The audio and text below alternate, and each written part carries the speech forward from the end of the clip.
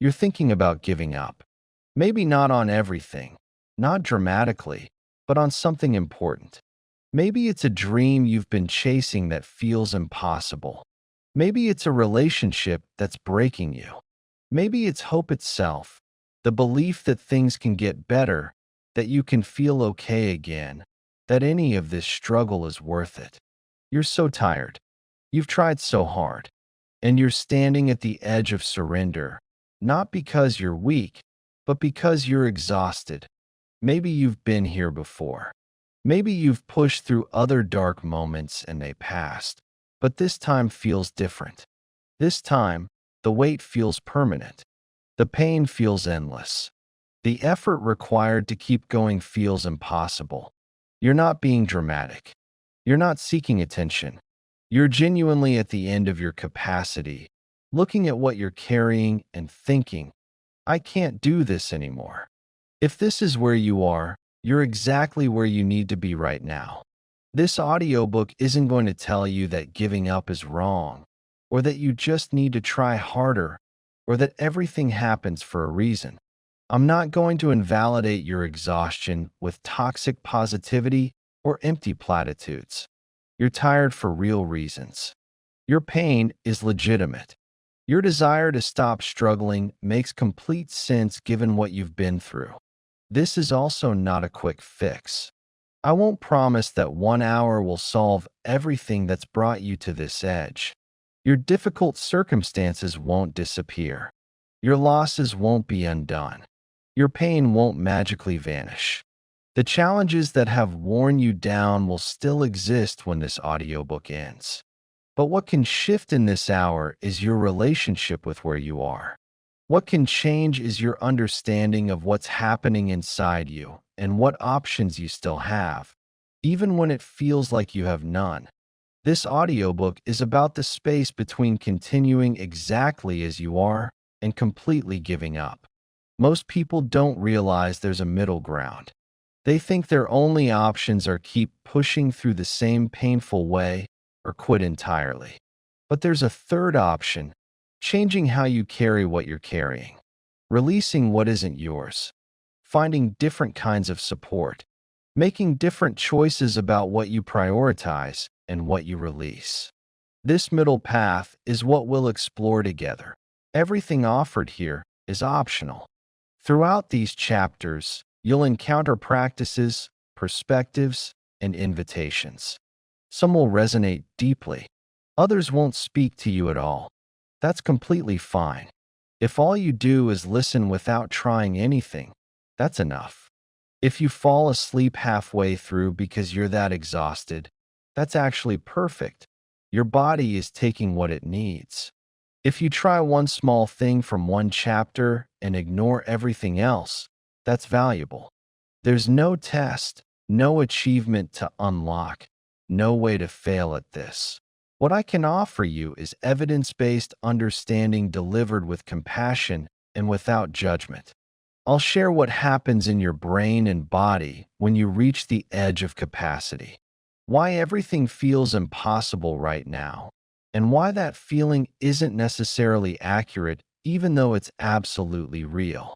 What actually helps when you're at the end of your rope, and what doesn't help even though everyone keeps suggesting it.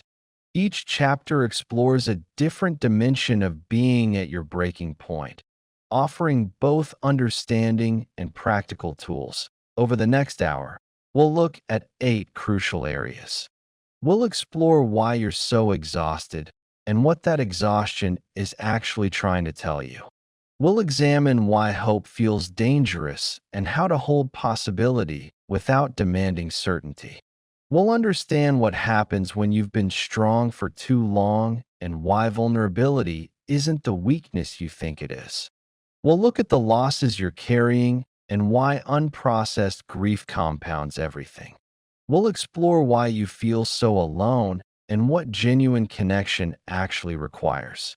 We'll examine what giving up might really mean and what alternatives exist that you might not have considered. We'll look at how to make decisions from this depleted place and how to take the next smallest step when you can't see the whole path. Here's what I can promise. If you bring even a fraction of presence to this hour, something will shift. It might be subtle. You might simply feel less alone in your struggle. You might recognize that what you're experiencing has a name and a pattern, that you're not uniquely broken or failing at being human. You might discover one small action you can take that feels possible when everything else feels impossible. These small shifts matter. They're not nothing. They're the beginning of a different relationship with your struggle. You don't need to believe me right now. You don't need to feel hopeful or motivated or ready. You don't need to muster up energy you don't have. You just need to be here, exactly as you are, exhausted and hurting and considering giving up. That's all this requires. You've already taken the first step by pressing play. Everything from here is simply allowing yourself to receive whatever might be helpful and releasing whatever isn't. So take a breath, if you can. Get as comfortable as possible. Whether you're lying down in darkness, sitting in your car, walking through your neighborhood trying to clear your head, or curled up on your couch, know that you're exactly where you need to be. You don't have to change anything about how you feel. You don't have to try to be more positive or less tired. You can be exactly as hopeless as you are right now. Your despair is welcome here. Your exhaustion is understood here. Your desire to give up is acknowledged here. That let's begin this journey together.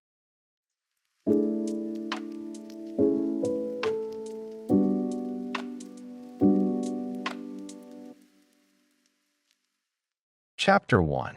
The exhaustion that's not just physical, she could barely lift her arms.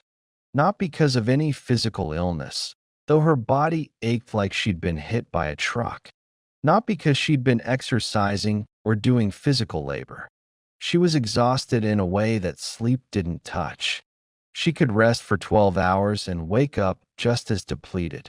Her exhaustion wasn't in her muscles. It was deeper, more fundamental, more pervasive. It was the exhaustion of carrying too much for too long with no relief.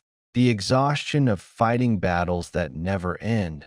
The exhaustion of hoping and being disappointed again and again until hope itself became another weight to carry. What she didn't understand was that she wasn't lazy or depressed in the simple clinical sense, though everyone kept suggesting both. She was experiencing what researchers call compassion fatigue or caregiver burnout, or simply the physiological result of prolonged stress without adequate recovery. Her body and brain had been running in emergency mode for so long that they depleted essential resources. She wasn't failing at life. Her system was protecting her the only way it knew how, by shutting down before complete collapse. This chapter is about understanding profound exhaustion, why it happens at a biological level, and why it's actually a crucial signal worth listening to rather than something to power through or feel ashamed about. Exhaustion exists on a spectrum. At one end is ordinary tiredness that a good night's sleep fixes. In the middle is fatigue that requires a weekend or vacation to address. At the far end is what researchers call burnout, a state of emotional, physical, and mental exhaustion caused by prolonged stress that fundamentally changes how your body functions. When you reach burnout, your capacity for everything diminishes dramatically. Tasks that were once easy feel overwhelming. Decisions that were once simple feel impossible. Your emotions become either numbingly flat or explosively reactive with no middle ground. You can't think clearly. You can't feel deeply. You're operating on fumes, and even those are running out. This happens through depletion of actual biological resources. When you're stressed continuously, your body produces cortisol and adrenaline constantly. These stress hormones are meant for short bursts, maybe 30 minutes to help you escape danger. They're not designed for sustained activation over weeks, months, or years. Over time, your adrenal system becomes dysregulated. It can't produce stress hormones efficiently anymore, which paradoxically makes you feel both wired and exhausted simultaneously. Your neurotransmitters, serotonin, dopamine, norepinephrine, become depleted. Your body literally runs out of the chemicals required for motivation, pleasure, focus, and emotional regulation. Additionally, chronic stress affects your mitochondria, the parts of your cells that produce energy. When mitochondria are constantly activated by stress hormones, they become less efficient at their job. You produce less cellular energy even when you rest, which is why no amount of sleep feels restorative. Your exhaustion is happening at a cellular level. No amount of willpower can override depleted mitochondria. This is biochemistry, not character. The inflammation that chronic stress creates throughout your body also contributes to exhaustion. When you're stressed long term, your immune system remains partially activated, producing inflammatory cytokines that make you feel tired, achy, and foggy. This is why burnout often feels like you're fighting off illness that never quite arrives or leaves. Your body is inflamed, and inflammation is inherently exhausting. Why does this matter? Because understanding that your exhaustion is physiological, not a character flaw, changes everything. You're not weak for being tired. You're not failing because you can't push through. You're not lazy because you need more rest than you used to. Your body is giving you crucial information. You've exceeded capacity. The exhaustion is a protective mechanism, not an enemy. It's your system's way of forcing you to stop before you cause permanent damage to your health. That if you don't understand this, you might interpret exhaustion as laziness or depression and push harder. You might drink more coffee to override your body's signals. You might force yourself to exercise when your body needs rest. You might berate yourself for not trying hard enough, not being disciplined enough, not having enough willpower. This makes everything worse. You're not lacking willpower. You're lacking biological resources. Pushing a depleted system doesn't restore it. It breaks it further, potentially leading to chronic illness, autoimmune conditions, or complete physical collapse. When you do understand that exhaustion is a signal rather than a failure, you can respond to it differently. Instead of fighting against it, you can ask, what is this exhaustion telling me? Usually it's telling you that something in your life is fundamentally unsustainable, that you're giving more than you have, that your strategies for coping aren't working, that something needs to change at a structural level, and your body is demanding that change through the only language it has left. Symptoms you can't ignore anymore. The exhaustion might be telling you that you need to leave a job that's destroying you, that you need to end or fundamentally change a relationship that depletes you, that you need to release responsibilities you've been carrying that aren't actually yours, that you need to lower standards that are crushing you, that you need to ask for help instead of doing everything alone, that you need to prioritize differently, that you need to say no far more often. Your body knows what your mind might be avoiding. Most people think exhaustion means they need more rest. Just sleep more, take a vacation, slow down temporarily. Here's what people usually don't realize. Profound exhaustion often requires more than rest. It requires examining what's depleting you and making structural changes. A week off doesn't fix burnout if you return to the exact same circumstances that created it. You need rest, yes, but you also need to change the conditions that depleted you in the first place. The simplest practice is this: acknowledge your exhaustion without judgment. Say out loud or write down, I am profoundly exhausted. This is real. This is not my fault. That might sound too simple to matter, But most exhausted people are also fighting their exhaustion, denying it, minimizing it, judging themselves harshly for it.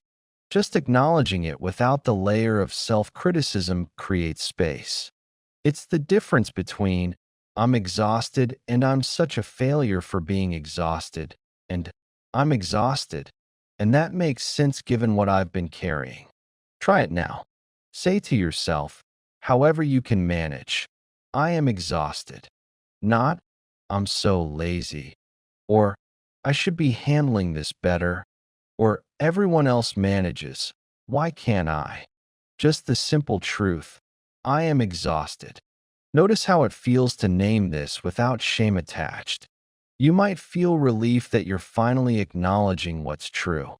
You might cry because someone, even if it's just you, is finally recognizing how hard this has been. You might feel nothing because you're too numb. All of that is okay. If that simple practice works for you, you might try creating an exhaustion inventory.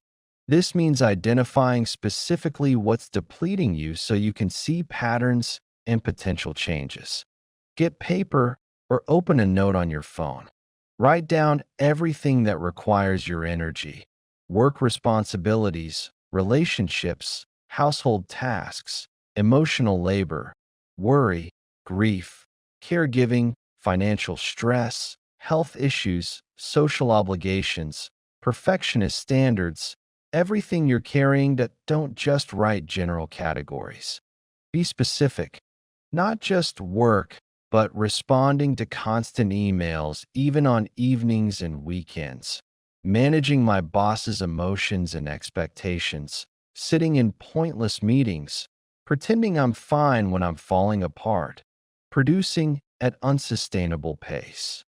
Not just relationship, but managing their anxiety, avoiding conflict at all costs, doing all the emotional labor, never expressing my own needs, supporting them through crisis after crisis with no reciprocal support. The specificity matters because it reveals patterns you might not see otherwise. Then, beside each item, rate how much it depletes you from 1 to 10, with 10 being utterly exhausting. Also, mark whether it's negotiable or non-negotiable. Some things you genuinely can't change right now: a child who needs care, a medical condition you're managing, a financial situation that requires specific work.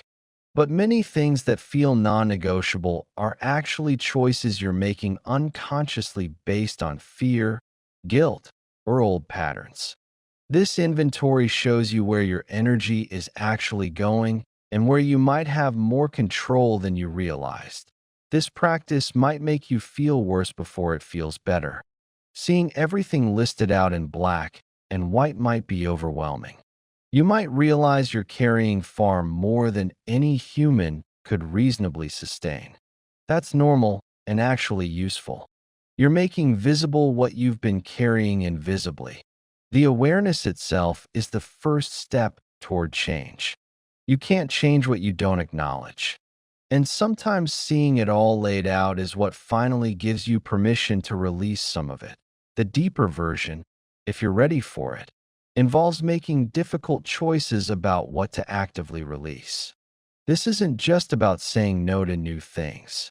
It's about actively releasing things you're already committed to, things people are counting on you for, things that feel like they define who you are.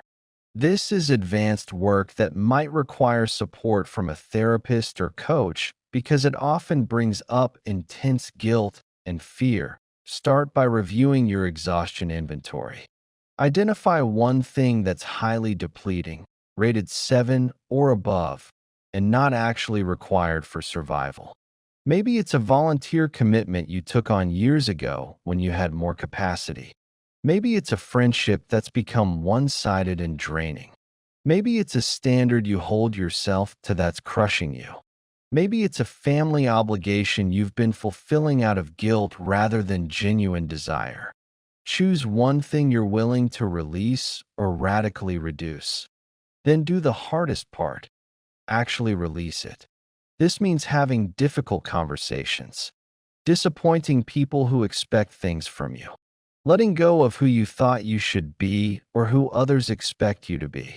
Your mind will generate every reason why you can't do this, why you're the only one who can handle it, why releasing this one thing would be catastrophic or selfish.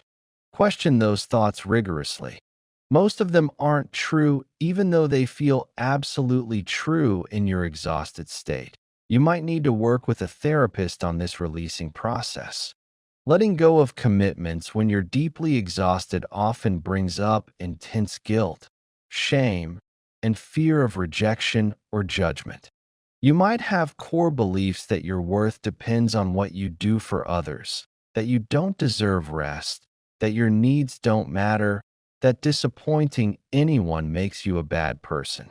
These beliefs need attention and compassion, not just willpower to override them. Another component of deeper work involves rebuilding your capacity gradually through targeted restoration. Once you've released some of what was depleting you, you need to actively restore your depleted systems. This isn't just rest, though rest is crucial. It's targeted restoration, nutrition that supports neurotransmitter production, particularly protein and omega-3 fatty acids. Movement that's gentle enough not to deplete you further. Walking, stretching, gentle yoga, not intense exercise that requires resources you don't have. Social connection that feels genuinely nourishing rather than another obligation or drain. Activities that generate energy rather than consuming it, which often means creative or playful activities rather than productive ones. This restoration takes time, and that timeline is important to understand. Most people expect to feel better within days or weeks. Recovering from profound exhaustion can take months or even years, depending on how depleted you became and whether you can change your circumstances significantly. This timeline isn't meant to discourage you. It's meant to set realistic expectations so you don't give up on recovery just because it's not happening as quickly as you wish. Healing from burnout is measured in seasons, not weeks. For those who do this work authentically, who acknowledge their exhaustion and make the difficult changes it demands, something profound happens. They don't just recover their energy. They develop wisdom about their limits that they didn't have before. They learn to notice depletion much earlier, before it becomes crisis. They catch themselves starting to take on too much and course correct. They become people who know how to protect their energy as a non-negotiable priority, not a luxury they'll get to someday. They build lives that are actually sustainable instead of constantly depleting. Even if those lives look different from what they imagined or what others expect. Optional pause. If you want to reflect, consider, what is my exhaustion trying to tell me? What would I need to release or fundamentally change to actually recover, not just temporarily rest? You may write, think, or simply continue listening. Whatever feels right for you is perfectly fine. Your exhaustion is not weakness. It's information. It's your body telling you with increasing urgency that something must change. Take a breath. Feel the weight you're carrying without trying to change it yet. Just acknowledge it. When you're ready, let's continue to the next chapter.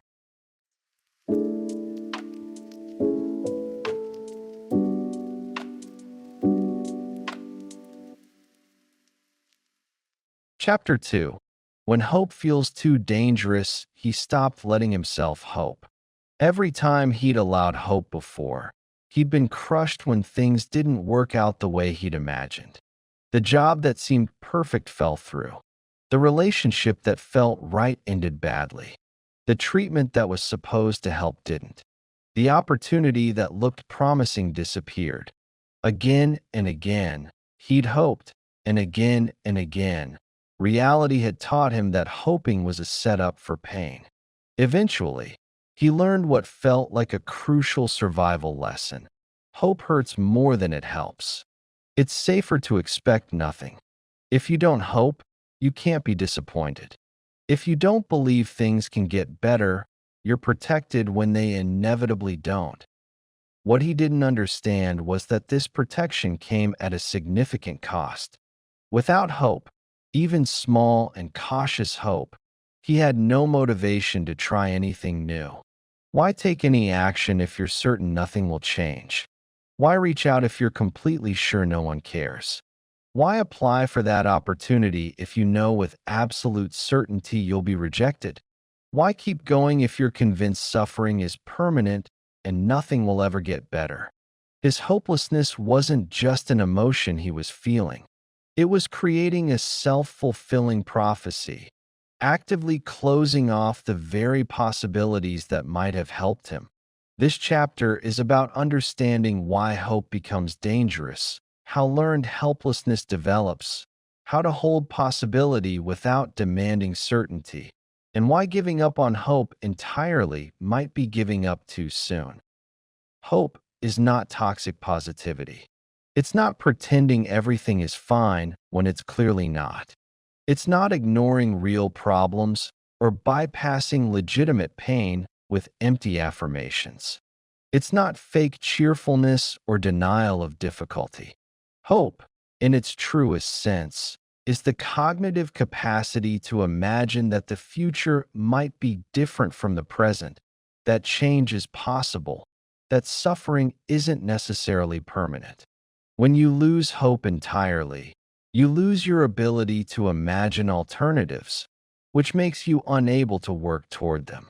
Hope is what allows you to take action despite uncertainty.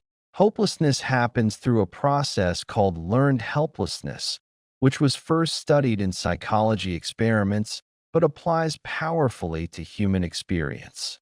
When you experience repeated situations where your actions don't lead to desired outcomes, where your efforts don't matter, where nothing you do seems to change your circumstances, your brain learns that effort is pointless. This learning happens at a neural level. Your brain actually changes its structure and function, becoming less responsive to positive possibilities and more attuned to threat and potential failure. You're not choosing to be hopeless. Your brain has been trained by lived experience. This is particularly common in situations of chronic stress, trauma, abusive relationships, systemic oppression, or prolonged difficulty where circumstances genuinely are beyond your control. If you've tried everything you can think of and nothing helped, if you've reached out and been rejected or dismissed, if you've hoped and been disappointed repeatedly, your brain very logically concludes, hope is dangerous. Don't do that anymore. This conclusion is your brain trying to protect you from further pain. But it also traps you in a cage where change becomes nearly impossible because you've stopped believing it's possible. The neuroscience shows that hopelessness affects your prefrontal cortex, the part of your brain responsible for planning, decision-making, and imagining futures. When this area is less active due to learned helplessness, you literally can't visualize positive futures. Your brain has learned to expect negative outcomes so consistently that it stops generating alternatives. This is why telling a hopeless person to just think positive doesn't work. It's not that they're choosing negativity. Their brain has been shaped by experience to protect them from disappointment by not generating hope. Why does this matter? Because hopelessness isn't just feeling sad about the future. It's a cognitive state that fundamentally affects your behavior and choices. When you believe nothing will help, you stop trying. You don't reach out because you're convinced no one cares. You don't pursue opportunities because you're sure they'll fail. You don't take care of yourself because you don't believe you deserve it or that it matters. You don't make changes because you're certain they won't work. Your hopelessness becomes a self-fulfilling prophecy, creating the very outcomes you feared. That if you don't understand that hopelessness is a learned pattern rather than an accurate assessment of reality, You might mistake it for wisdom or realism. You might think you're just being honest about your situation, facing facts, being clear-eyed about your limitations. You might even take pride in not being naively optimistic like those people who haven't been through what you've been through. But there's a difference between realism and learned helplessness. Realism acknowledges difficulty while remaining open to possibility. Learned helplessness closes off possibility entirely based on past pattern. This matters because perception shapes reality in powerful ways. What you believe possible influences what you attempt, which influences what you experience, which reinforces what you believe. If you're certain nothing will help, you won't try things that might help, which means you won't have experiences that could challenge your certainty. You're stuck in a closed loop where your hopelessness proves itself true by preventing you from taking actions that might create different outcomes. When you do understand that hopelessness is a learned pattern rather than absolute truth about your future, you can work with it differently. You don't have to force yourself to feel hopeful, which isn't possible and only creates more pain when you can't manufacture feelings that aren't there. But you can recognize that your certainty about the future might not be as accurate as it feels. You can acknowledge that your brain is protecting you from disappointment in a way that's also limiting your options and keeping you stuck. Most people think hope requires certainty. They think they can't hope unless they're sure things will work out, unless they have guarantees, unless they can see the path clearly. Here's what people usually don't realize. Hope and certainty are completely different things. You can hold possibility without demanding guarantees. You can take action toward change without needing to know it will definitely work. This kind of hope is more like willingness to try despite uncertainty, rather than confident optimism about guaranteed outcomes. The simplest practice is this. Identify one thing you've stopped doing because you lost hope it would help. Maybe you stopped reaching out to friends because you decided they don't really care about you. Maybe you stopped applying for jobs because you're sure you'll be rejected. Maybe you stopped doing activities you used to enjoy because nothing feels good anymore and you're certain nothing will. Choose one small thing you've stopped doing. Then do it once, purely as an experiment. Not because you believe it will help, but simply to test whether your certainty is actually accurate. Reach out to one friend with absolutely no expectation of response. Apply for one job. Do one activity for 10 minutes. You're not trying to feel better. You're not trying to prove your hopelessness wrong. You're simply gathering data about whether your hopeless predictions are always 100% accurate or whether there might be exceptions sometimes. Try this within the next week. Pick one small action you've given up on and do it once. Notice what actually happens, not what you expected to happen or what your hopeless mind predicted would happen. Often you'll find that your predictions weren't entirely accurate. Maybe your friend does respond warmly. Maybe the activity is slightly less pointless than you remembered. Maybe you get one small positive response where you expected absolute rejection. These small disconfirmations of your hopelessness matter enormously. They create tiny cracks in the certainty that's keeping you trapped. If that simple practice works for you, you might try reframing your relationship with hope entirely. Instead of thinking about hope as an emotion you either feel or don't feel, think of it as a practice, an action, a choice you make behaviorally regardless of how you feel emotionally. Hope as practice means taking action aligned with the possibility of change, regardless of whether you feel hopeful emotionally. This looks like taking care of yourself even though you don't believe it matters. Reaching out even though you expect rejection.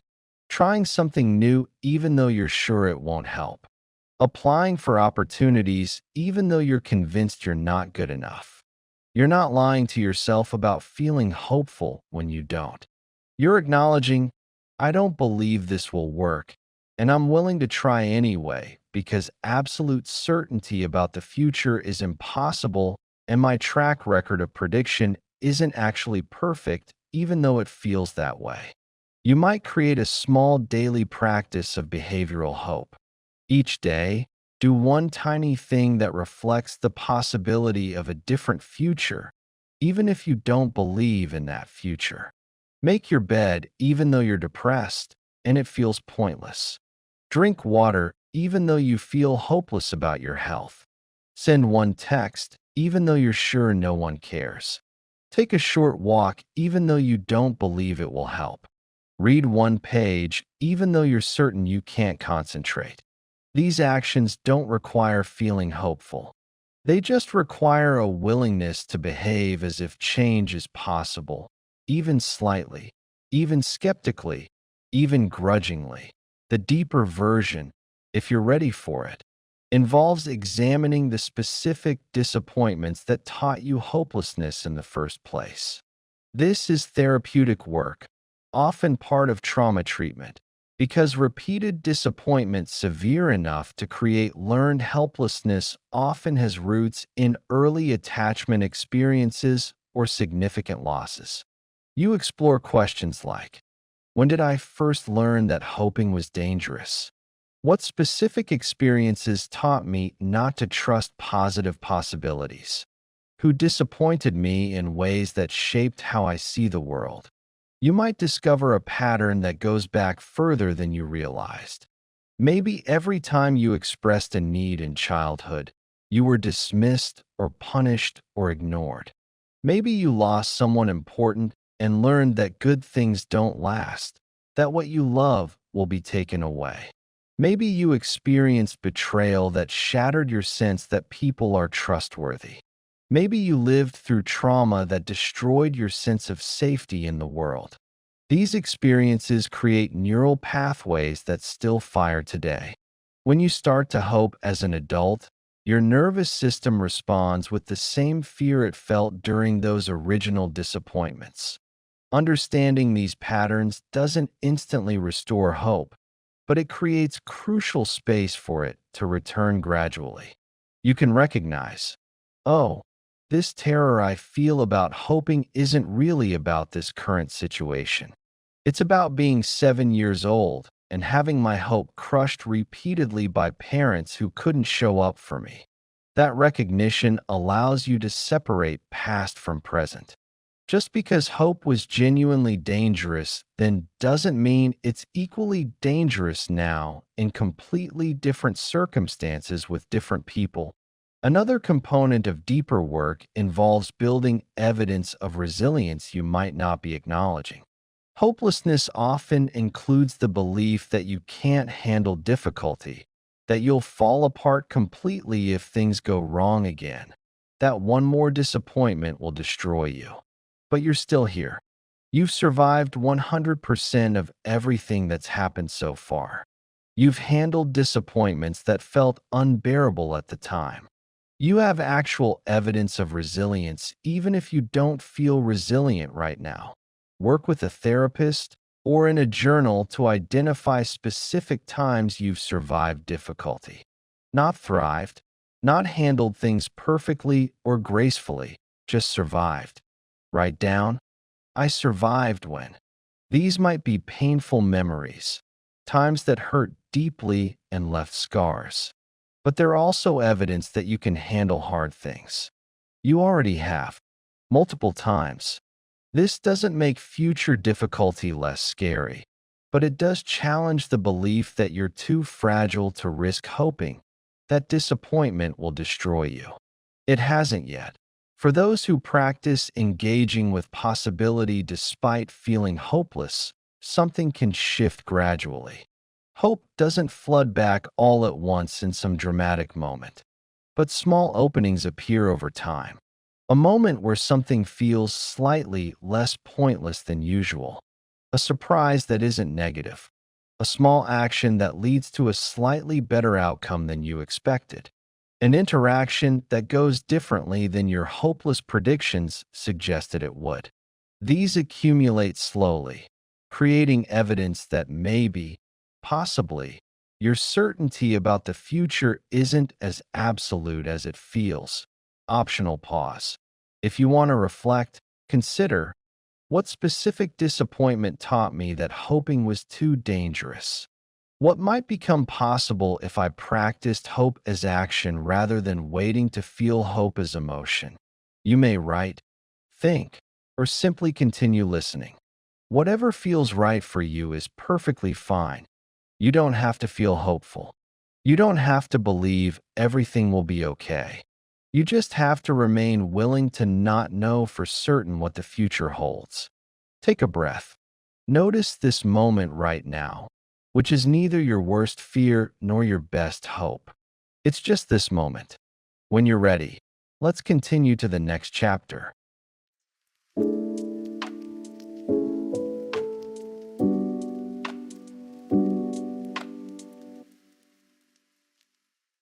Chapter 3. The strength that's breaking you, she was the strong one. Always.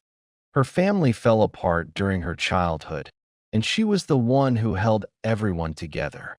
Her friends had crisis after crisis, and she was the one they called at 3 in the morning. At work, she was the reliable one, the capable one, the person who never broke down or complained or showed weakness. She was proud of this strength. It defined her identity. It gave her purpose and worth and a role in the world. But lately, that strength felt less like a gift and more like a cage. She was so tired of being strong. She wanted desperately to fall apart, to be taken care of, to stop holding everything and everyone together. But she didn't know how to be anything other than strong without feeling like she was completely falling apart and failing at being human. What she didn't understand was that her strength wasn't really strength anymore. It had become a rigid survival response that was now harming her. She'd learned early that being strong was how you stayed safe, how you earned love, how you proved your worth in a world that didn't value vulnerability. But now that pattern was killing her slowly. She was so strong that she never asked for help, never showed vulnerability, never let anyone see that she was barely holding on. Her strength had become the very thing that kept her isolated, exhausted, and unable to receive the support she desperately needed. This chapter is about understanding when strength becomes a trap instead of a resource, why vulnerability is not the weakness you think it is, and how to let yourself be human instead of always being the strong one everyone depends on. Strength is valuable. The ability to handle difficulty, to keep going when things are hard, to support others in crisis, to remain functional under pressure. These are genuine gifts that serve you and others. But strength without balance becomes a problem. When you can only be strong, when you've completely forgotten how to be soft or vulnerable or openly in need, when your entire identity depends on never breaking down, your strength becomes a prison. You're trapped in always having to handle everything alone, always having to be okay, always having to be the one others lean on while you have nowhere to lean yourself. This happens through a process where strength becomes defensive rather than generative. True strength, healthy strength, includes the capacity for vulnerability, for admitting when you need help, for letting yourself be supported and cared for. It's flexible, moving between capability and receptivity as situations require.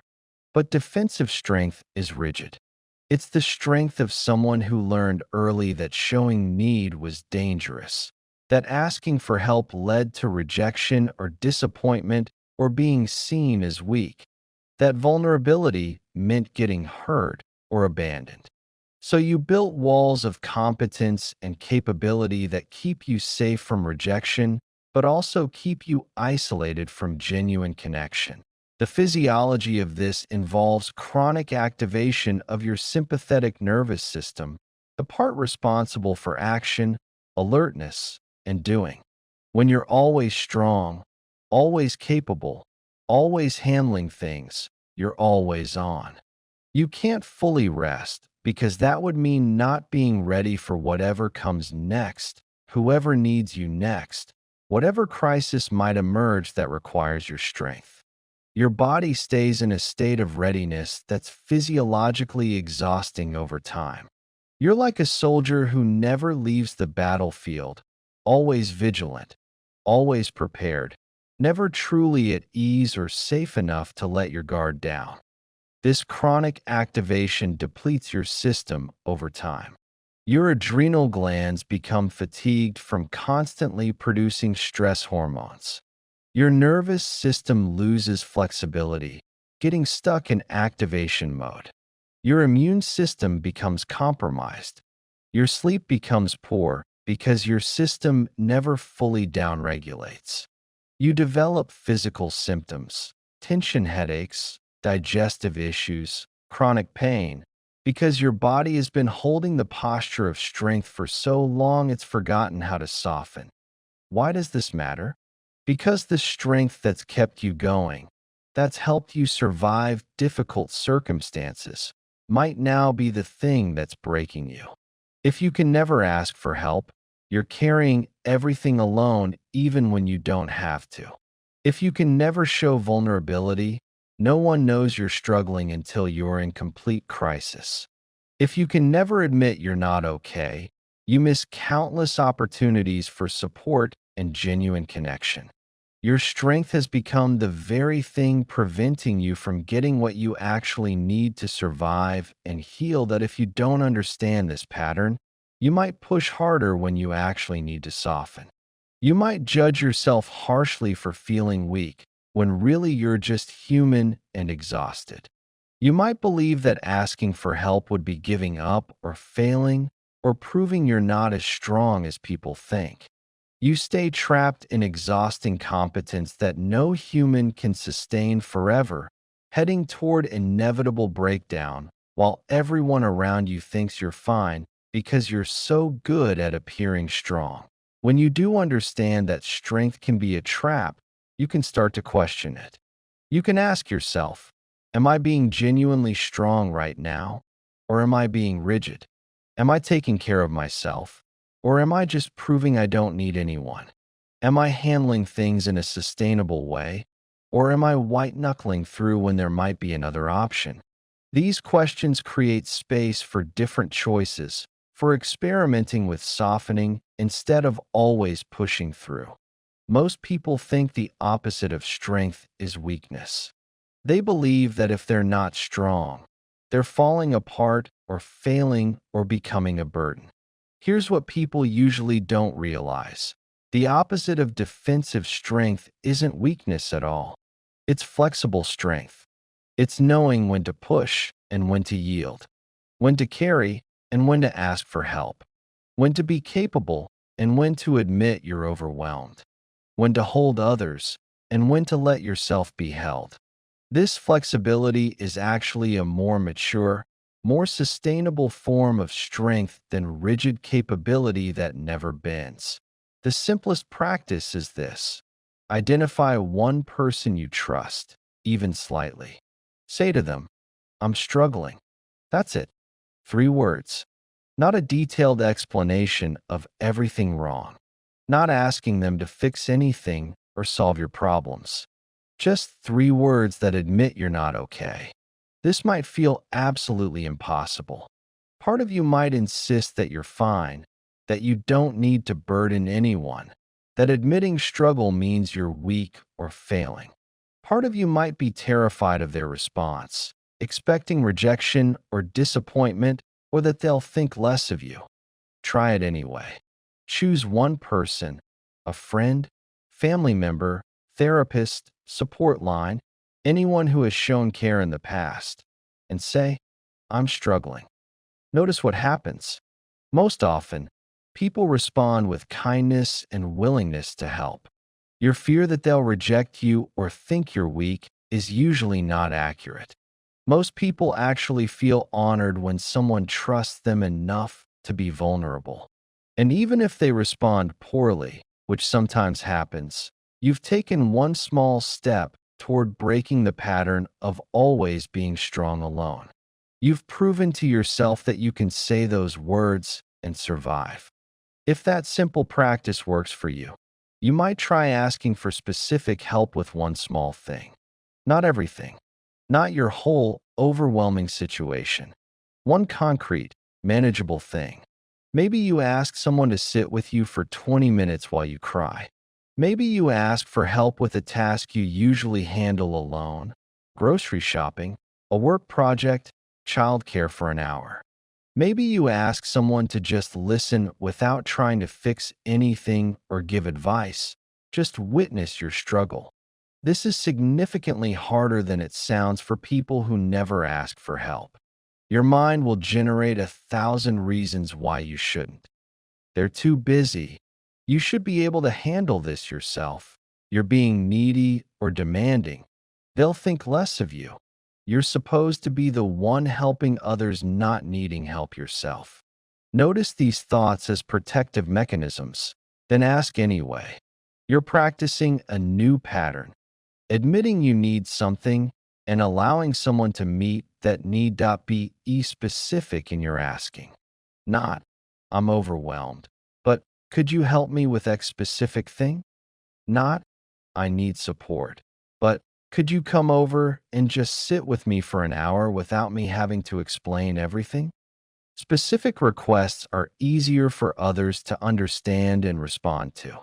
They're also easier for you to accept help with because they're bounded and clear rather than vague and overwhelming. The deeper version, if you're ready for it, involves examining the core beliefs and early experiences that make vulnerability feel dangerous. This is therapeutic work that explores your history with strength, need, and worth. You explore questions like, what did I learn about showing need in my family? What happened when I was vulnerable in the past? What do I believe I'll lose if I stop being strong? Whose voice am I hearing when I judge myself for needing help? You might discover painful truths about your childhood. Maybe you were parentified, forced to be strong because the adults around you couldn't be, given responsibilities no child should carry. Maybe you learned that expressing needs led to rejection, punishment, or being told you were too much or too needy. Maybe someone used your vulnerability against you, shared your secrets, mocked your fears, hurt you when you were open, and you vowed never to be vulnerable again. These experiences created neural pathways that still fire today. When you consider being vulnerable as an adult, your nervous system responds with the same terror it felt in those original experiences. Understanding these patterns is the beginning of healing them, but understanding alone isn't enough. You also need new experiences that challenge the old learning. You can recognize that the beliefs you developed were adaptive at the time. They helped child you survive difficult circumstances, but they may not serve adult you now. The people in your current life are not the people who taught you that vulnerability was dangerous. The vulnerability that felt genuinely life-threatening as a child is not actually life-threatening now, even though your nervous system hasn't learned that difference yet. Another component of deeper work involves practicing vulnerability in graduated doses with people who've earned your trust through consistent care. You don't have to immediately share your deepest pain with everyone. That wouldn't be wisdom. It would be recklessness. You can build your capacity for vulnerability slowly, testing waters carefully. You might start by sharing something moderately difficult with someone who's been consistently safe, seeing how they respond. If they respond with care and without judgment, you can share more over time. If they respond poorly, you've learned they're not safe for deeper sharing, which is valuable information that helps you direct your vulnerability toward people who can actually hold it. This gradual approach respects your protective patterns while creating space for new experiences. You're teaching your nervous system through repeated experience that vulnerability doesn't always lead to harm. Sometimes, often, with the right people, it leads to deeper connection, genuine support, and being truly seen and still accepted. Sometimes people actually want to help and feel honored that you trust them. Sometimes showing your humanity makes relationships richer and more real instead of destroying them. You might also work on distinguishing between healthy strength and defensive strength in the moment. Healthy strength feels grounded, connected to your body, flexible, chosen. Defensive strength feels rigid, disconnected, compulsive, like you don't have a choice. When you notice yourself defaulting to strength, pause and ask, am I choosing this because it's truly what serves the situation, or am I defaulting to it because I'm afraid to be vulnerable?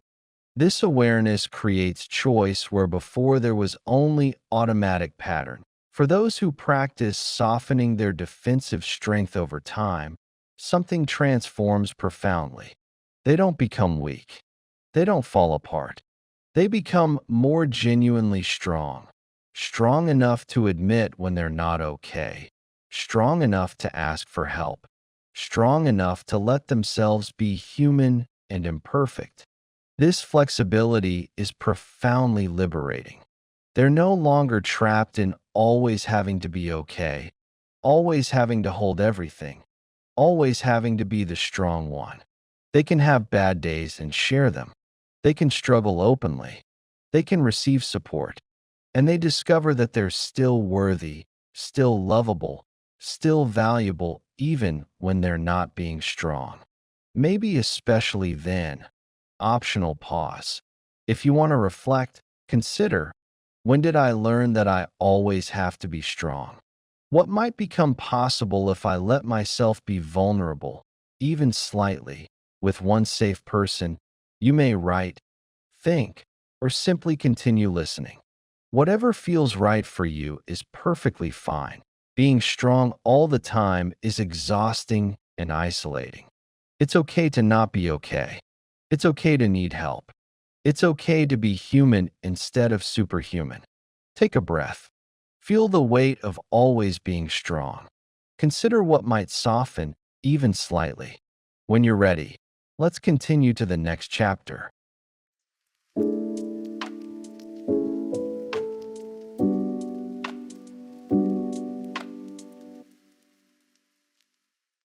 Chapter 4. The losses that compound. He'd never processed the first loss properly. Life kept moving forward relentlessly, and he kept moving with it, pushing the grief down deep because there was no time to stop and feel it. Then another loss came, and another, each one stacked on the previous ones, unprocessed, unfelt, buried under layers of busyness and survival and the belief that dwelling on loss was self-indulgent. Now he felt like he was drowning in accumulated grief he'd never allowed himself to experience. The weight of all these losses together felt unbearable. He didn't know where to start, which loss to grieve first. So he felt nothing at all, which was its own kind of death, being alive but not really living. What he didn't understand was that grief doesn't disappear just because you don't acknowledge it. It doesn't evaporate or fade away with time alone. It lives in your body, settles into your tissues, affects your relationships, colors everything you experience. Each new loss reactivates all the previous unprocessed ones. When you've been carrying unprocessed grief for years, a seemingly small loss can completely break you open because you're not just feeling that loss. You're feeling all of them at once, the accumulated weight of everything you've lost and never properly grieved. This chapter is about understanding cumulative grief and how it affects you physically and emotionally, why grief needs to be felt rather than fixed or solved, and how to begin processing losses you've been carrying for years without. being overwhelmed by the enormity of it all. Loss is not just about death, though death is certainly one profound form. Loss includes ended relationships, both chosen endings and abandonment, lost opportunities and roads not taken, health that changed and bodies that don't work the way they used to, identities you had to release, being a parent whose children grew up, being capable before disability, being young and full of possibility, dreams that didn't materialize despite your best efforts, futures that became impossible, safety that was shattered, innocence that can't be reclaimed. Every major life transition involves loss, even when it also involves growth. When you move forward into something new, you necessarily leave something behind. Most people acknowledge the forward movement, but completely ignore the loss that accompanies it. Grief is the natural, healthy response to loss. It's not a problem to fix or an emotion to avoid or get over quickly.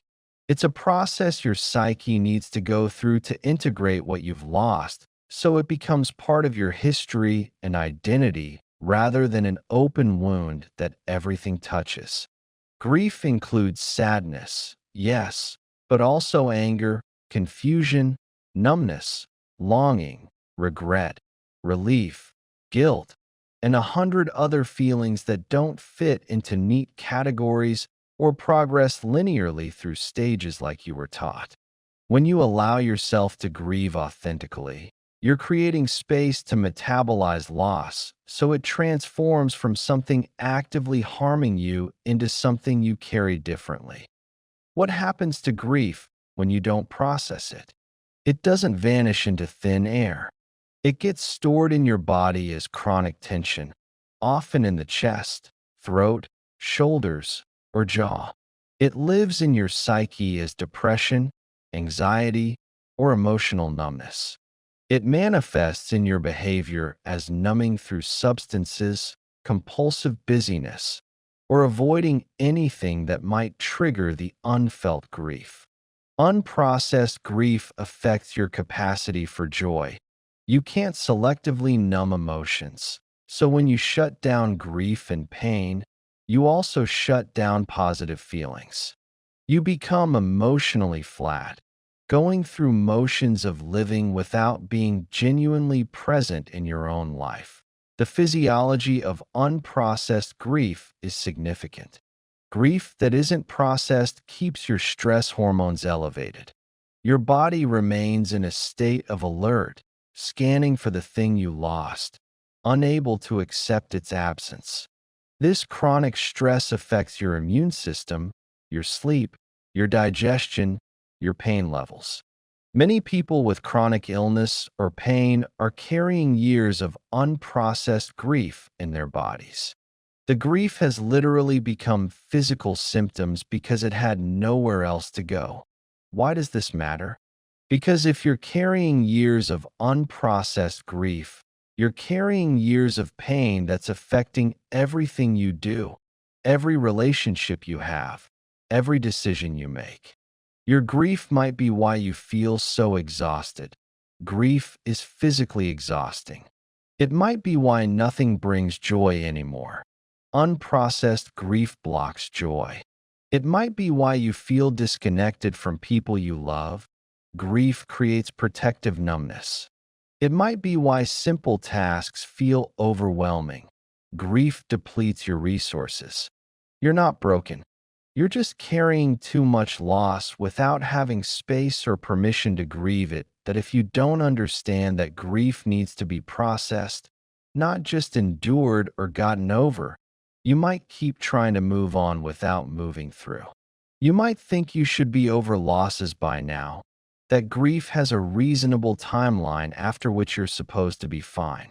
You might think feeling sad about something that happened years ago means you're stuck or weak or dwelling unnecessarily. But grief doesn't follow timelines. It needs what it needs, which is acknowledgement, space to be felt, and integration into your life story. When you do understand that grief is cumulative, and must be processed rather than just endured, you can give yourself what you've been needing desperately: permission to feel it. Not all at once, which would be overwhelming and potentially re-traumatizing, but in waves, in doses you can tolerate, with support when possible. You can stop judging yourself for still being affected by losses from your past and start honoring that these things matter deeply, that their loss genuinely hurt you, that you're allowed to grieve for as long as you need to. Most people avoid grief because they think it will destroy them. They believe that if they start crying, they'll never stop. If they let themselves feel the full weight of their losses, they'll fall apart completely and never be able to function again. Here's what people usually don't realize: avoiding grief is what's destroying you. The enormous effort it takes to hold grief down, to keep functioning while carrying unprocessed pain, to maintain the appearance of being okay when you're not. That's what's exhausting and breaking you. Allowing grief is actually what creates relief and makes space for healing.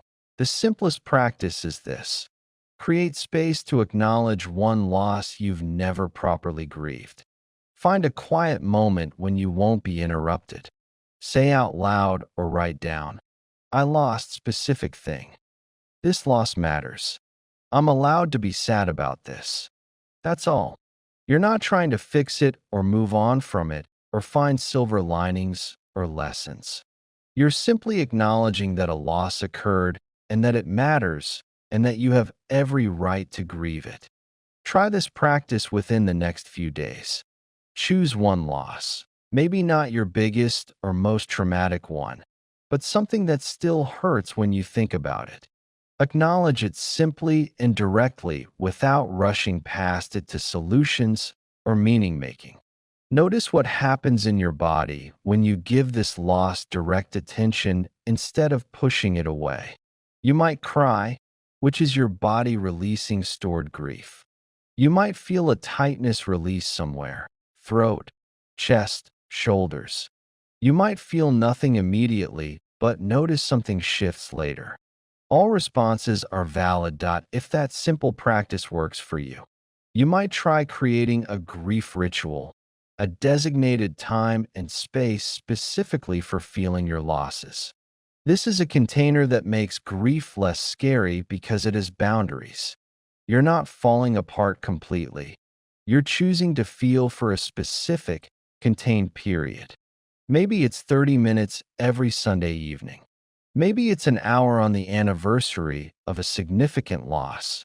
Maybe it's whenever grief rises up and you actually have capacity to feel it rather than needing to function.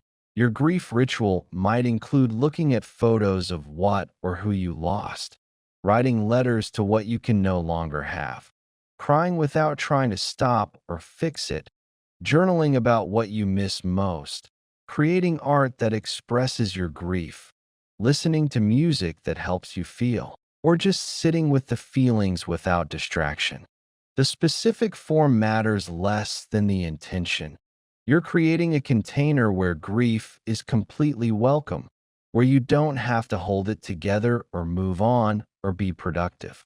You're giving yourself permission to fall apart in a controlled, boundaried way. Some people worry that if they create space for grief, they'll get stuck in it permanently. The opposite is usually true. When you give grief space and permission, it moves through you more readily. It's avoiding grief that keeps it stuck, frozen in your body and psyche because it's never been fully felt and integrated. Allowing grief creates completion, not in the sense of being over it or no longer caring, but in the sense of integration. The loss becomes part of your story rather than an open wound everything touches. The deeper version, if you're ready for it, involves doing grief work with a therapist, especially if your losses include trauma or if you have what's called complicated grief. Complicated grief is when the normal grief process gets stuck, often because the loss was sudden, violent, unexpected, or because you had an ambivalent or difficult relationship with what you lost. This requires professional support because it can be overwhelming to process alone. In grief therapy, you might do something called exposure work, where you deliberately bring to mind the details of your loss while staying present with the feelings that arise. This is deeply counterintuitive because your every instinct is to avoid anything that triggers grief. But controlled, supported exposure to grief teaches your nervous system that you can feel these feelings without being destroyed by them. You learn that grief comes in waves that peak and then recede, that you can ride the wave without drowning in it. You might also work on meaning making, which isn't about finding silver linings or pretending loss was somehow good. It's asking, what did I learn from this person or experience? How did this loss shape who I am? What do I want to honor or carry forward from what I had? What values or commitments emerge from this loss?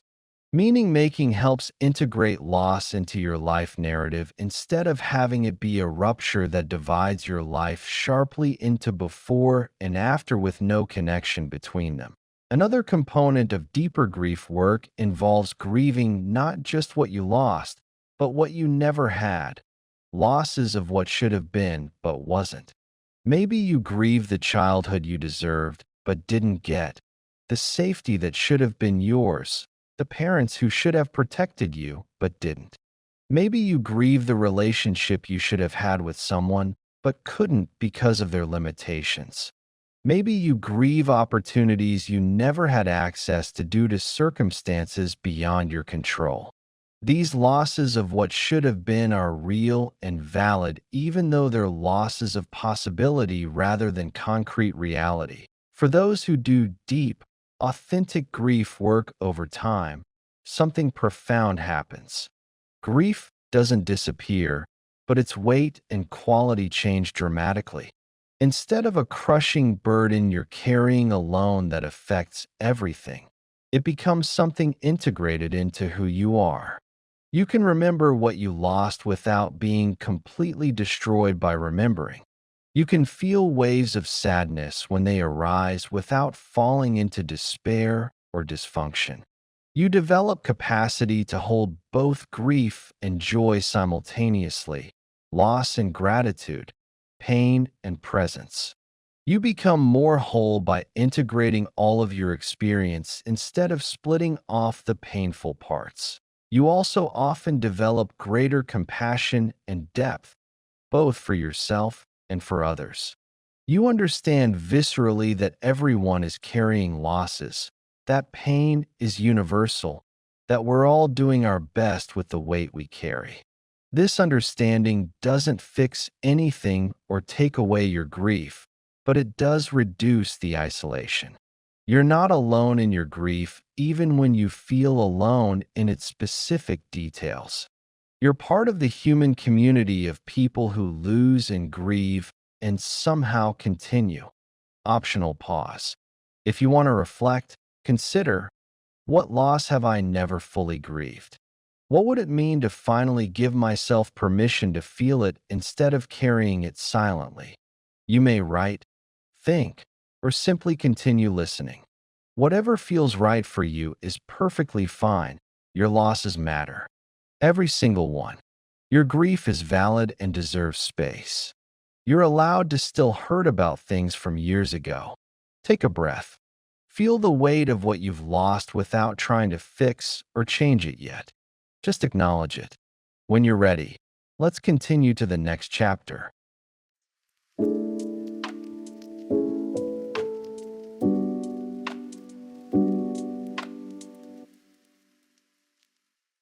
Chapter 5. The isolation that makes everything worse. She was surrounded by people, but felt completely alone. She had family, friends, co-workers, hundreds of social media connections. But no one really knew what she was going through. She'd learned to put on a smile automatically, to say, "I'm fine," without thinking, to keep her real struggles private and hidden. She didn't want to burden anyone with her problems. She didn't think they'd understand anyway. And honestly, she'd tried reaching out before and felt dismissed or given unhelpful advice, so she'd stopped trying. Now she was drowning in isolation that she'd partially created to protect herself from the pain of not being seen or understood. What she didn't understand was that humans are social mammals. We're literally, biologically wired for connection at a fundamental level. Isolation, especially during times of difficulty, doesn't just feel bad emotionally. It's physiologically harmful in measurable ways. Her isolation was making her depression worse, her anxiety more intense, her hopelessness more complete, her pain more unbearable. Connection wouldn't magically fix everything or solve her problems. But the lack of it was definitely making absolutely everything harder than it needed to be. This chapter is about understanding why isolation compounds suffering at a biological level, what real connection actually requires, and how to reach out when you've forgotten how or lost faith that anyone genuinely cares. Isolation has become an epidemic in modern society. More people than ever report feeling profoundly lonely, even those who are constantly around others. Because isolation isn't really about physical aloneness or lack of social contact. It's about feeling unknown, unseen, like no one truly gets what you're experiencing or cares enough to try. You can be isolated in a crowded room if you're performing a version of yourself for others while your real self stays hidden and unwitnessed. You can have 1,000 social media friends and still feel completely alone because none of those connections involve genuine vulnerability or being truly known. This matters physiologically in ways most people don't realize. When you're isolated, your stress response intensifies dramatically. Your body interprets social isolation as danger, which makes evolutionary sense. Being separated from the group historically meant you were vulnerable to predators and threats you couldn't handle alone. So isolation triggers your sympathetic nervous system, making you more anxious, more reactive, more hypervigilant, more on edge. It also compromises your immune function significantly, affects your sleep quality and duration, increases inflammation throughout your body, and even affects your cognitive function and decision-making ability. Psychologically, isolation intensifies negative thoughts and creates distorted thinking. When you're alone with your pain, your mind creates narratives about why you're suffering. Often these narratives involve shame. You're suffering because something is fundamentally wrong with you, because you're not strong enough, because you somehow deserve this, because you're uniquely broken in ways others aren't. When you're connected to others, especially others who share similar struggles, you get reality checks on these shame narratives. You discover that others struggle with similar things, that your experience isn't as unique or shameful as you thought, that you're not as broken as your isolated mind convinced you. Research on suicide shows that isolation is one of the strongest predictors. It's not just that people who are isolated are more likely to have suicidal thoughts. Isolation itself makes those thoughts more dangerous because you have no reality check, no connection to pull you back, no witness to your pain. When you're considering giving up and you're doing it while completely isolated, you're making that life or death decision from a profoundly distorted perspective. Your isolation is intensifying your hopelessness beyond what's accurate. Why does this matter? Because if you're considering giving up and you're doing it while isolated, you're making that decision from incomplete information. Connection won't solve your problems or take away your pain, but it might shift your perspective enough that giving up stops feeling like the only option. It might provide just enough support to help you take the next step.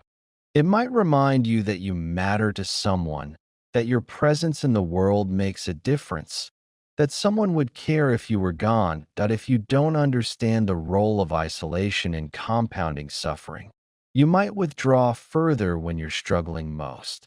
You might think you're protecting others by not burdening them with your problems.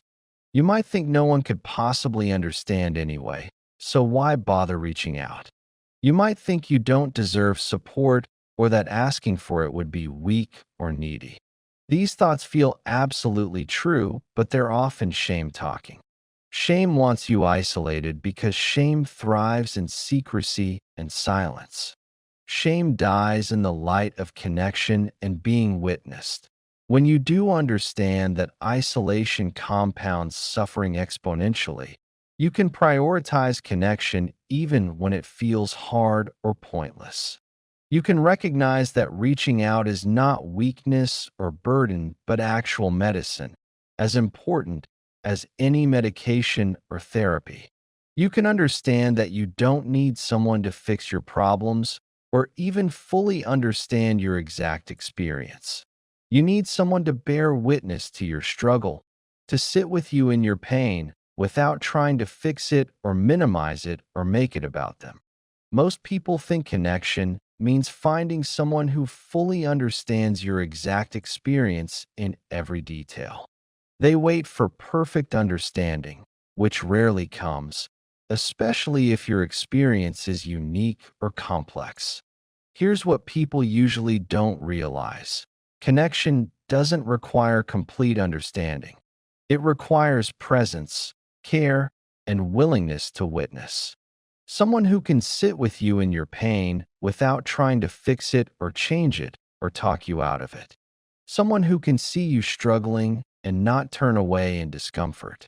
Someone who can hold space for your reality without needing you to be different than you are. The simplest practice is this: reach out to one person. Send one text, make one call, send one email. It doesn't have to be profound or eloquent. It can be as simple as, "I'm having a really hard time," or "I'm not okay," or "I need to hear a friendly voice." Choose someone who has shown care in the past, even if you're not certain they'll respond well now, even if you're scared, even if shame is screaming at you not to. Do this within the next day, if at all possible. Don't wait until you feel like it, because isolation makes you not feel like reaching out. Don't wait for the perfect words or the right time. Just reach out imperfectly, messily, vulnerably. Most people will respond with kindness and concern. And if they don't, if they respond poorly or dismiss you, try someone else. One person's inability or unwillingness to show up doesn't mean no one can. It means you need to keep trying until you find someone who can hold what you're carrying. If that simple practice works for you, you might try attending a support group, either in person or online. Support groups exist for nearly every form of human suffering: grief, addiction, mental health struggles, chronic illness, life transitions, loss, trauma, you name it. These groups gather people who share similar struggles. You don't need to speak if you don't want to. Just being in a space where people genuinely get it can reduce isolation significantly. Look for groups through local community centers, hospitals, therapist referrals, religious organizations if that fits for you, or online platforms. Commit to attending at least 3 times before deciding if it's helpful, because the first time often feels awkward and uncertain. Listen to other stories.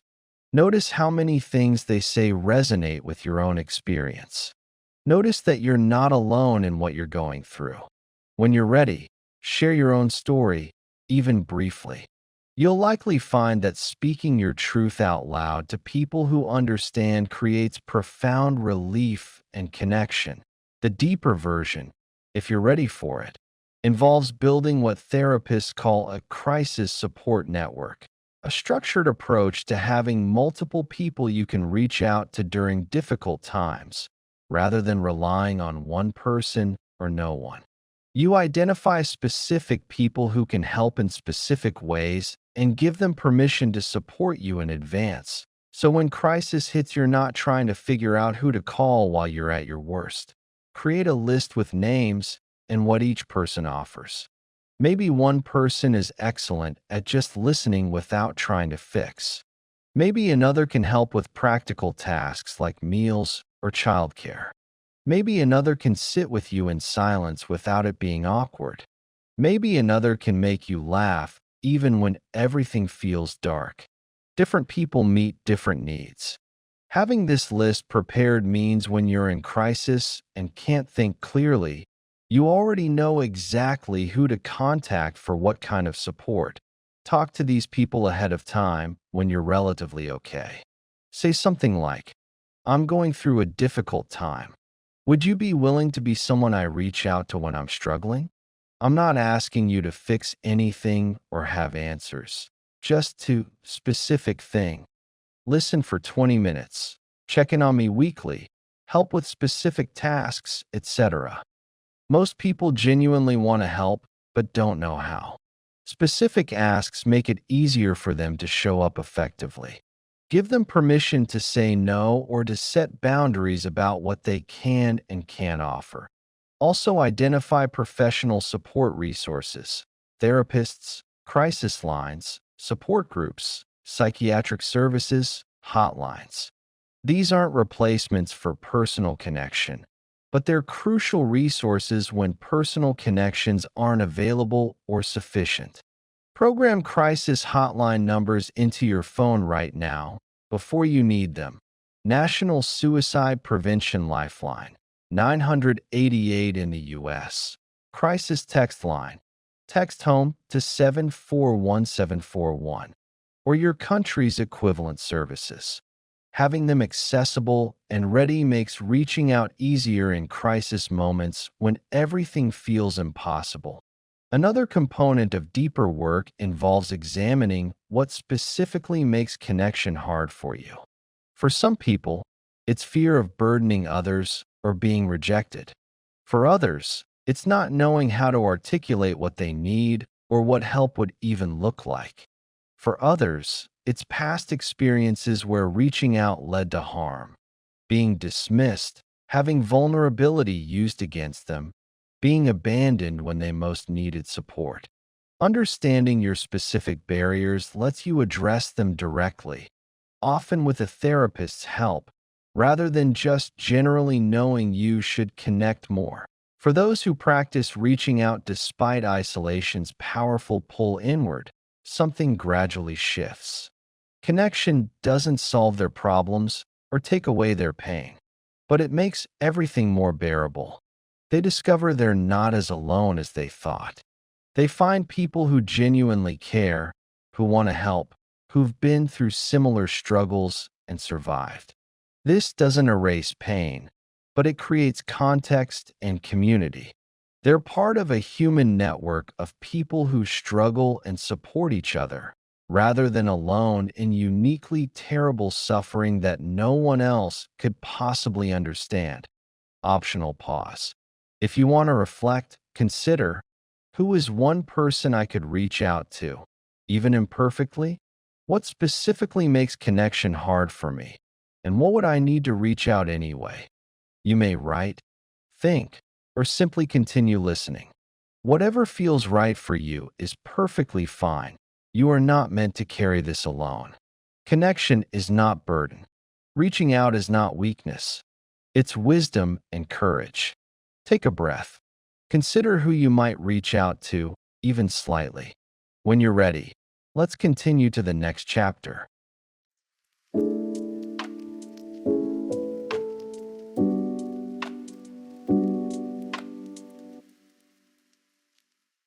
Chapter 6. What giving up actually means. He kept saying he wanted to give up, but he didn't actually know what he meant by that. Give up on what exactly? On Chapter 6. What giving up actually means. He kept saying he wanted to give up, but he didn't actually know what he meant by that. Give up on what exactly? On trying? On hoping? On living? The phrase felt true in his exhaustion. captured something essential about how depleted he felt, but when he examined it closely, it was frustratingly vague. Sometimes giving up meant wanting to stop pushing so hard at things that weren't working. Sometimes it meant wanting relief from relentless pain. Sometimes it meant wanting everything to be over permanently. These were very different things with very different implications and paths forward. But in his exhaustion and pain, they all blurred together under the single umbrella phrase of giving up. What he didn't understand was that giving up could mean radically different things, some of which were actually healthy and necessary. Giving up on strategies that clearly aren't working isn't the same as giving up on yourself or your life. Giving up on unrealistic expectations that are crushing you isn't the same as giving up on possibility entirely. Giving up on other people's definitions of success isn't the same as giving up on creating meaning in your own way. He needed clarity about what he actually wanted to release, rather than making a blanket surrender to everything, including his own existence. This chapter is about understanding what you're really saying when you want to give up, distinguishing between different forms of surrender, and identifying what actually needs to change versus what needs to be protected. Giving up is often code for, I need something to be fundamentally different, but I don't know how to make that happen, and I don't have the energy to figure it out. It's an expression of desperation, exhaustion, and being completely out of options, or at least out of options you can see from where you are. When you say you want to give up, you're saying that the way you've been doing things isn't sustainable anymore. This is actually important information, not a character flaw or moral failure. There are different kinds of giving up, and they matter enormously to distinguish. There's giving up on life itself, which is suicidal ideation and requires immediate professional help and crisis intervention.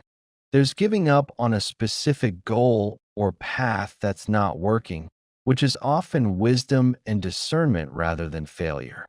There's giving up on trying so hard, which might be exactly what you need to stop the constant striving that's exhausting you. There's giving up on caring what others think, which can be profoundly liberating. There's giving up on perfectionism or control or always being strong. These are not equivalent and don't require the same response.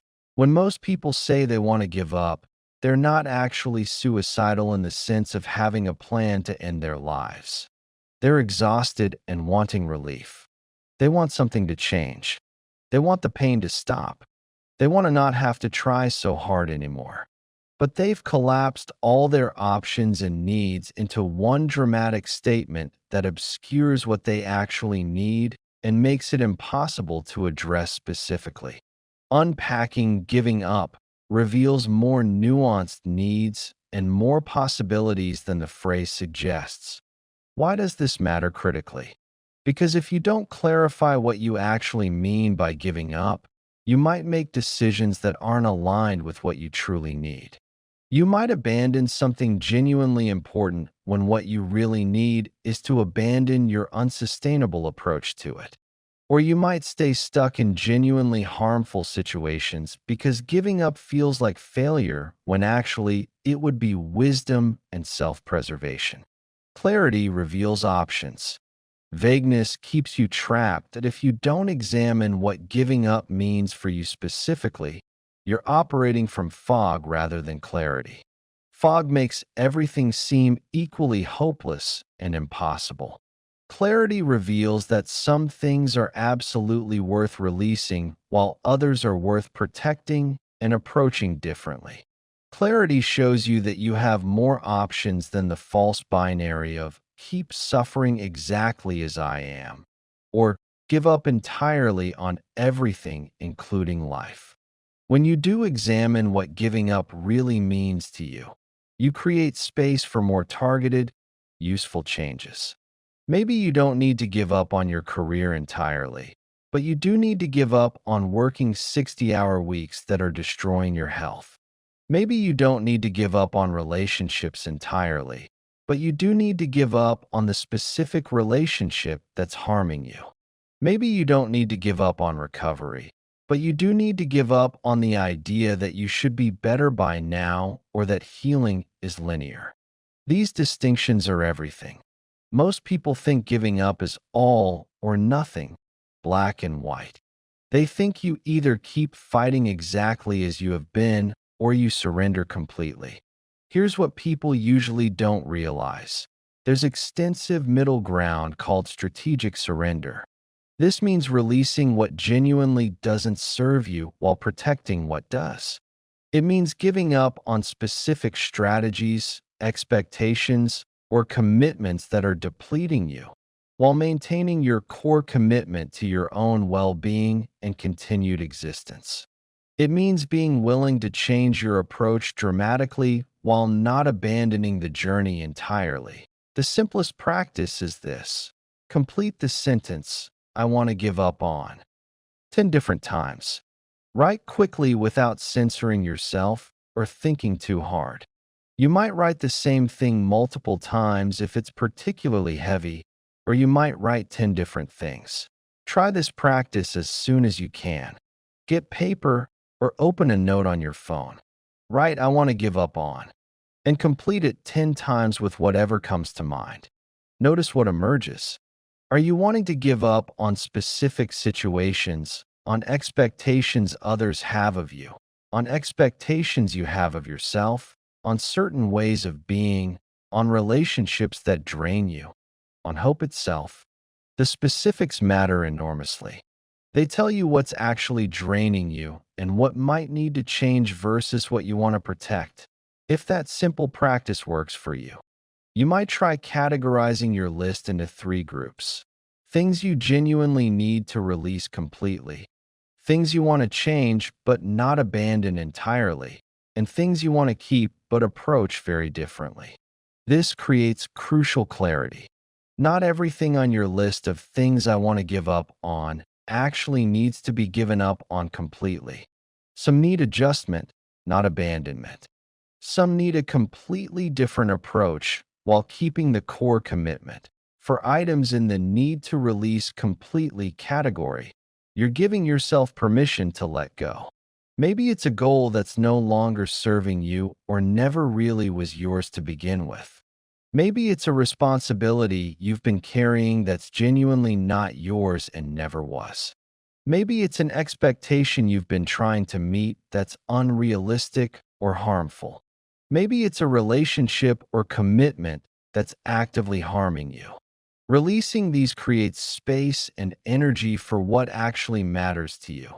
For items in the want to change category, you're identifying what needs different approach while keeping the core. Maybe you don't want to give up on your health, but you do need to stop the extreme exercise routine that's actually harming your body. Maybe you don't want to give up on your family relationships, but you do need to reduce contact or set firm boundaries or stop trying to fix things you can't fix. You're keeping the core value or connection while changing how you engage with it in ways that are more sustainable. For items in the approach differently category, you're recognizing what genuinely matters to you, but acknowledging your current approach isn't working and is perhaps making things worse. Maybe you don't want to give up on your creative work, but you need to stop attaching your entire worth and identity to its success or others' approval of it. Maybe you don't want to give up on finding a partner, but you need to stop forcing connections that aren't right or staying in harmful relationships out of fear of being alone. The deeper version, if you're ready for it, involves working with a therapist to examine whether you're experiencing genuine suicidal ideation versus exhaustion-driven thoughts about giving up. This distinction is absolutely critical because they require very different interventions and levels of care. Suicidal ideation means you're actively planning to end your life. You have means and method in mind. You're taking steps toward it. This requires immediate crisis intervention, calling 988, going to an emergency room, Reaching out to your therapist or psychiatrist immediately. If you're having active thoughts about ending your life, please reach out immediately to crisis support.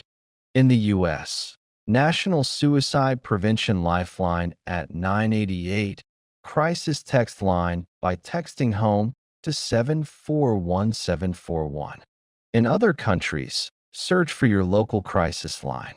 These services are free, confidential, available 24/7, and staffed by trained professionals who understand and won't judge you. Reaching out in crisis is not weakness. It's the strongest thing you can do if you're giving up, is about exhaustion and wanting relief rather than active suicidal intent.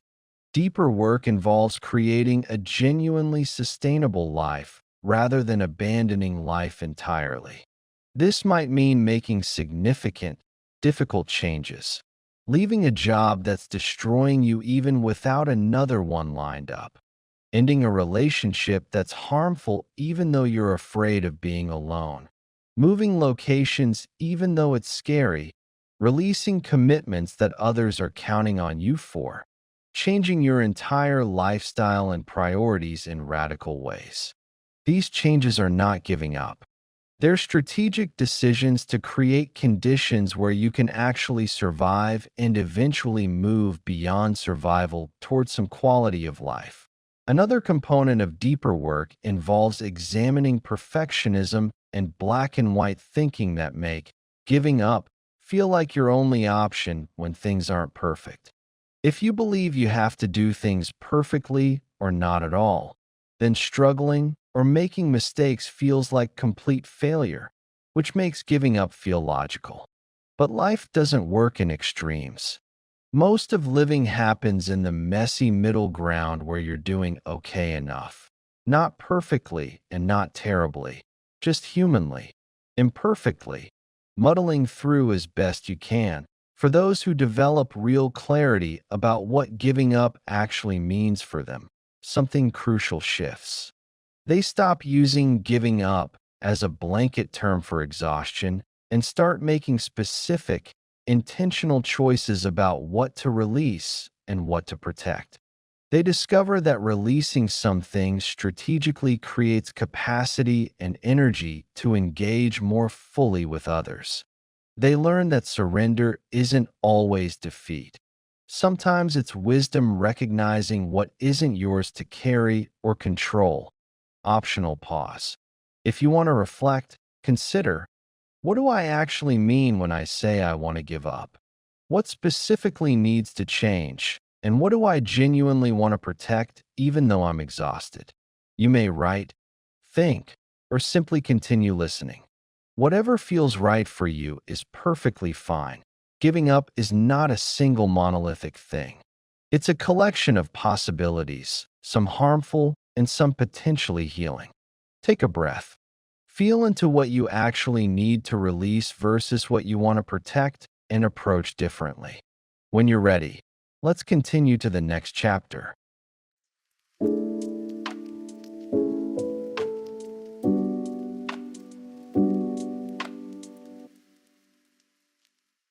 Chapter 7.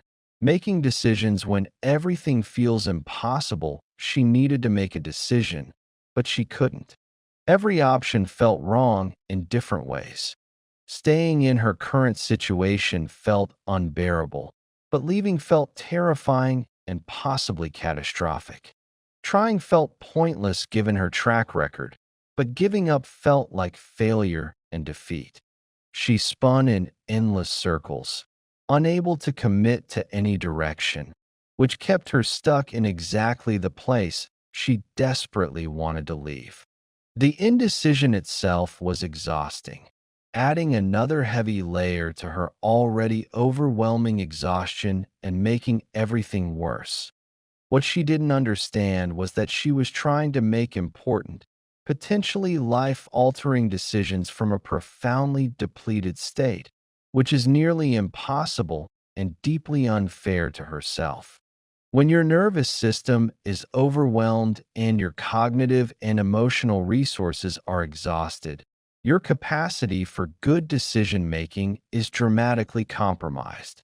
Your brain is in survival mode, which significantly narrows your perceived options and makes everything feel more extreme, more urgent, and more catastrophic than it might actually be when you're more resourced. This chapter is about understanding why decisions feel impossible when you're overwhelmed, what your brain actually needs to make clearer choices, and how to move forward when you can't see the whole path or be certain of outcomes. That decision-making requires substantial cognitive resources. The ability to imagine different futures and their likely outcomes, evaluate complex options with multiple variables, tolerate uncertainty and ambiguity, weigh competing values and priorities, and commit to a direction despite incomplete information. When you're depleted physically and emotionally, these capacities are severely compromised. Your prefrontal cortex, the part of your brain responsible for complex decision-making, literally goes offline during high stress. You're operating primarily from your limbic system, the emotional and survival-oriented part of your brain that deals in extremes and urgency. This is why decisions feel impossible when you're overwhelmed. Your brain is literally not functioning at its full capacity. Everything feels urgent and catastrophic. You can't imagine positive futures. Your brain has lost access to that capacity temporarily. Every choice seems like it could lead to disaster. You're stuck in black and white, all or nothing thinking, where options are either perfect solutions that will fix everything or complete failures that will destroy everything, with no middle ground visible anywhere. Additionally, something called decision fatigue is very real. If you've been making constant difficult decisions about your health, your relationships, your work, your survival, your capacity for making more decisions becomes genuinely depleted. This is why people in crisis often can't decide simple things like what to eat for dinner, even though they can normally make much more complex decisions easily. They've exhausted their decision-making resources on the constant difficult choices crisis requires. Why does this matter? Because trying to make major life decisions from this depleted, survival mode state often leads to choices you later regret, either because you acted impulsively from desperation or because you stayed paralyzed from fear. Understanding that your current state profoundly affects your decision-making capacity can help you be gentler with yourself about the paralysis and more strategic about what decisions absolutely must be made now versus what can be deferred until you're more resourced. That if you don't understand this, you might force yourself to decide things you're not actually ready to decide, adding pressure to already overwhelming pressure. You might make major life changes from a place of panic rather than wisdom. Or you might judge yourself harshly for not being able to decide, adding shame to your already heavy load and making decision-making even harder. Neither approach helps. When you do understand that decision-making capacity is affected by your physiological and emotional state, you can triage decisions more wisely. Some decisions truly are urgent and must be made now despite your depleted state. Decisions about immediate safety, basic survival needs, crisis intervention. Most decisions are not actually as urgent as they feel in your anxious, overwhelmed state and can be consciously deferred until you're slightly more resourced. Learning to distinguish between these categories reduces pressure significantly. Most people think they need to know the objectively right decision before making it. They wait for clarity, certainty, or a clear sign from the universe about what to do. Here's what people usually don't realize. Clarity often comes through action and experience, not before it. Sometimes you have to make a decision based on incomplete information and see how it feels in practice, rather than waiting indefinitely until you're certain. This doesn't mean making reckless choices without any thought. It means accepting that some uncertainty is inevitable and that perfect information rarely exists. The simplest practice is this. For any decision you're struggling with currently, ask yourself honestly, is this decision actually urgent? Or does it just feel urgent? Urgency and importance are different things. Something can be genuinely important but not urgent, meaning it can wait days, weeks, or months until you're more resourced. True urgency is actually quite rare. Most things can wait longer than your anxiety insists they must be decided right now. Try this practice with whatever decision is currently weighing most heavily on you. Ask yourself, what actually happens if I don't decide this today, this week, this month? Often you'll realize that waiting is genuinely an option, that the consequences of not deciding immediately are actually manageable. This doesn't solve the decision, but it removes the crushing time pressure, which creates space to breathe and think more clearly when you can dot. If that simple practice works for you and you realize a decision can wait, give yourself explicit permission to defer it. Say to yourself, I'm choosing not to decide this right now. I'll revisit it when I'm more resourced. This is different from avoidance or procrastination. It's a conscious choice to wait until you're in a better state to make this choice. Write down when you'll revisit it if that helps, but then truly let it go for now. For decisions that genuinely can't wait, you might try making a decision matrix for complex choices. Draw a simple table or use paper. List your options down the left side. Across the top, list what matters most to you. Maybe stability, growth potential, relationships, health, finances, meaning, alignment with values. For each option, rate from 1 to 5 how well it serves each value or need. This creates clarity by externalizing your thinking instead of keeping it swirling in your head. You can see which options serve which values best. You might discover that no option serves everything perfectly, which is important to recognize and accept. You're not looking for a perfect choice. You're looking for the choice that serves your priorities best given current circumstances and limitations, which is all anyone can ever do. Some people worry that this approach is too rational and doesn't account for feelings and intuition. You can absolutely include feelings as one of your values or considerations. How does this option feel in my body? How anxious versus relieved does imagining it make me? Feelings are important data, just not the only data. The matrix helps you see how feelings and practical considerations interact rather than fighting each other. The deeper version, if you're ready for it, involves working with a therapist or coach to make decisions using something called inner parts work or internal family systems. This recognizes that you likely have different parts of yourself with different needs, fears, and priorities, and they're in internal conflict about what to do. One part wants safety and security, another wants growth and change. One part wants to stay in the familiar, another wants to leave what's hurting you. The conflict between these internal parts is what creates paralysis and makes decisions feel impossible. In parts work. You identify these different parts and what each one wants or fears. You give them names or images that help you track them. The part that wants to stay and the part that wants to leave. You explore what each part is trying to protect you from. Usually both parts are trying to keep you safe, just in different ways.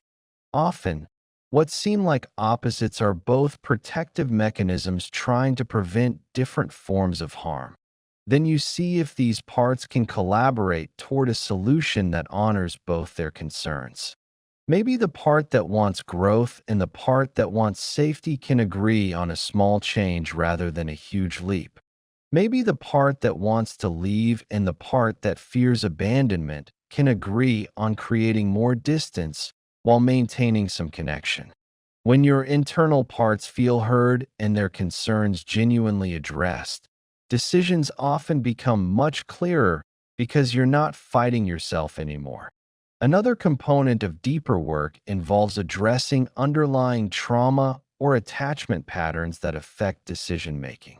If you have trauma history, decisions might trigger you because they activate fears of making wrong choices that lead to harm or abandonment.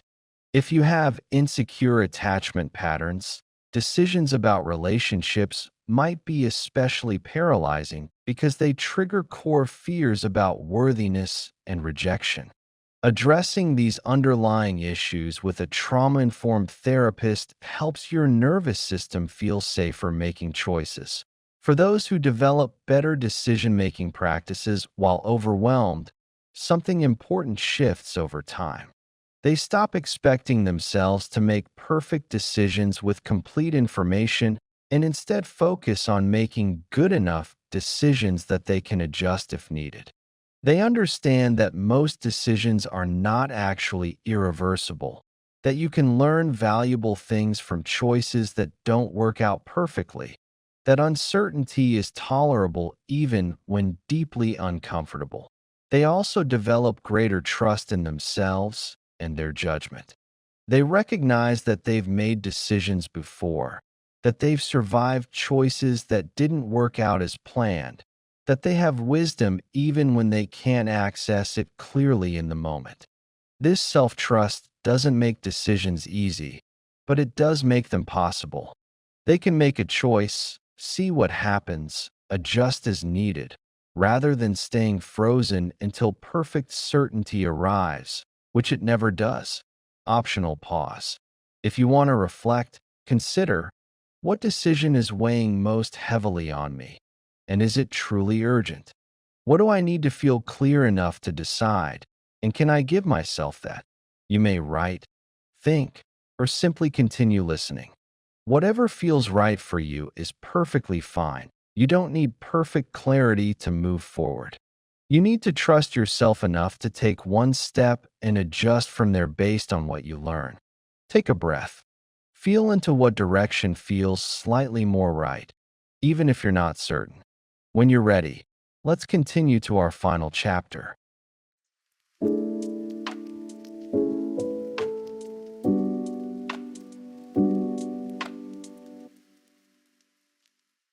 Chapter 8. The next smallest step. He couldn't see the whole path forward. He didn't know how to fix his life or solve his problems or get from where he was, exhausted, overwhelmed, barely functioning, to where he wanted to be, which was just okay, just not in crisis, just able to breathe without it hurting. The gap between his current reality and any kind of okay future felt impossibly wide, a chasm he couldn't imagine crossing. So he froze, unable to take any step because he couldn't see the whole journey laid out clearly. What he didn't understand was that he didn't need to see the whole path. He only needed to identify the next smallest step, the one single thing he could do right now, today, this hour, that moved even slightly toward okay, rather than deeper into crisis. This chapter is about understanding that healing and change don't require knowing the whole path, just knowing and taking the next step visible from where you are. About how to identify what that next step is when you're overwhelmed and can't think clearly. About why small steps matter and how they compound into significant change over time. When you're overwhelmed and depleted, your brain loses capacity for long-term planning and complex problem solving. You're in survival mode, focused on immediate threats and needs with no bandwidth for strategic thinking about the future. Trying to plan 3 months or 3 years ahead is cognitively impossible from this state. This is why people in crisis can't answer, "What's your 5-year plan?" They don't have the neurological capacity to make one, and asking them to generate shame and more overwhelm. But you don't actually need a comprehensive plan for the whole journey from crisis to okay to thriving. You need to know what to do right now, in this moment or this day. What's the next smallest action that moves you towards slightly better rather than slightly worse? This might be incredibly small. Taking a shower, drinking water, texting one friend, making one appointment, resting for 1 hour without guilt, eating something nourishing. These actions seem too small to matter, like they couldn't possibly make a difference. But they're not too small. They're exactly the right size. Small steps work through a neurological principle. Action generates momentum and shifts your physiological state. When you're stuck in overwhelm, your nervous system is essentially frozen, which is a legitimate trauma response. Taking any action, however small, moves you from frozen immobility to mobility. This creates a tiny shift in your physiological state from helpless to agent, which creates a tiny shift in your mental state, which makes the next small step slightly more accessible than it was before. Why does this matter? Because if you're waiting until you can see the whole path, or make a comprehensive plan, or feel motivated and energized, you'll stay stuck indefinitely. Your brain can't do those things right now, but it can identify one small thing. And one small thing, done consistently over time, compounds into significant change through accumulation. The people who recover from crisis don't do it through dramatic transformation or sudden breakthrough. They do it through thousands of small steps, each one barely noticeable, that accumulate into a different life. That if you don't understand this, you might dismiss small actions as pointless or insufficient. You might think, what's the point of taking a shower when my whole life is falling apart? Or, how will drinking water help when everything is impossible? But taking a shower is not pointless. It's you choosing to care for yourself minimally when everything in you wants to give up. It's you practicing agency when you feel completely powerless. It's you creating a tiny shift from worse to slightly less worse.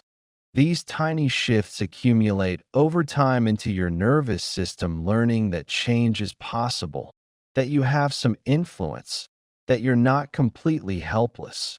When you do understand that small steps matter and compound, you can give yourself credit for actions you would normally dismiss as insignificant. You can recognize that getting out of bed when you're deeply depressed is a genuine achievement. That feeding yourself when you're overwhelmed is meaningful self-care. That asking for help when you're exhausted is courage. That showing up for yourself in any way, however small, matters. You stop comparing yourself to people who aren't in crisis and start acknowledging what you're actually managing to do given your circumstances. Most people think they need motivation before they can take action. They wait until they feel ready or able or motivated or energized. Here's what people usually don't realize. Action often comes before motivation, not after. You don't need to feel motivated to take one small step. You just need to take it despite not feeling motivated.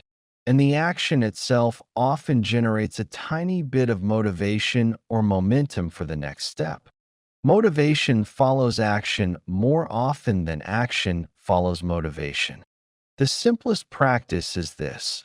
Identify one thing you can do in the next hour that moves you slightly toward okay rather than deeper into crisis. Not toward perfect, not toward completely solved, just slightly better than you are right now. Maybe it's drinking water if you're dehydrated. Maybe it's stepping outside for 2 minutes. Maybe it's texting someone you trust. Maybe it's taking prescribed medication. Maybe it's just getting out of bed. Make it small enough that it feels possible despite your exhaustion. Do this practice right now if you can. Think of one action you can take within the next hour. Then do it. Don't wait until you feel like it or feel motivated. Don't wait until it feels meaningful enough. Just do the small thing.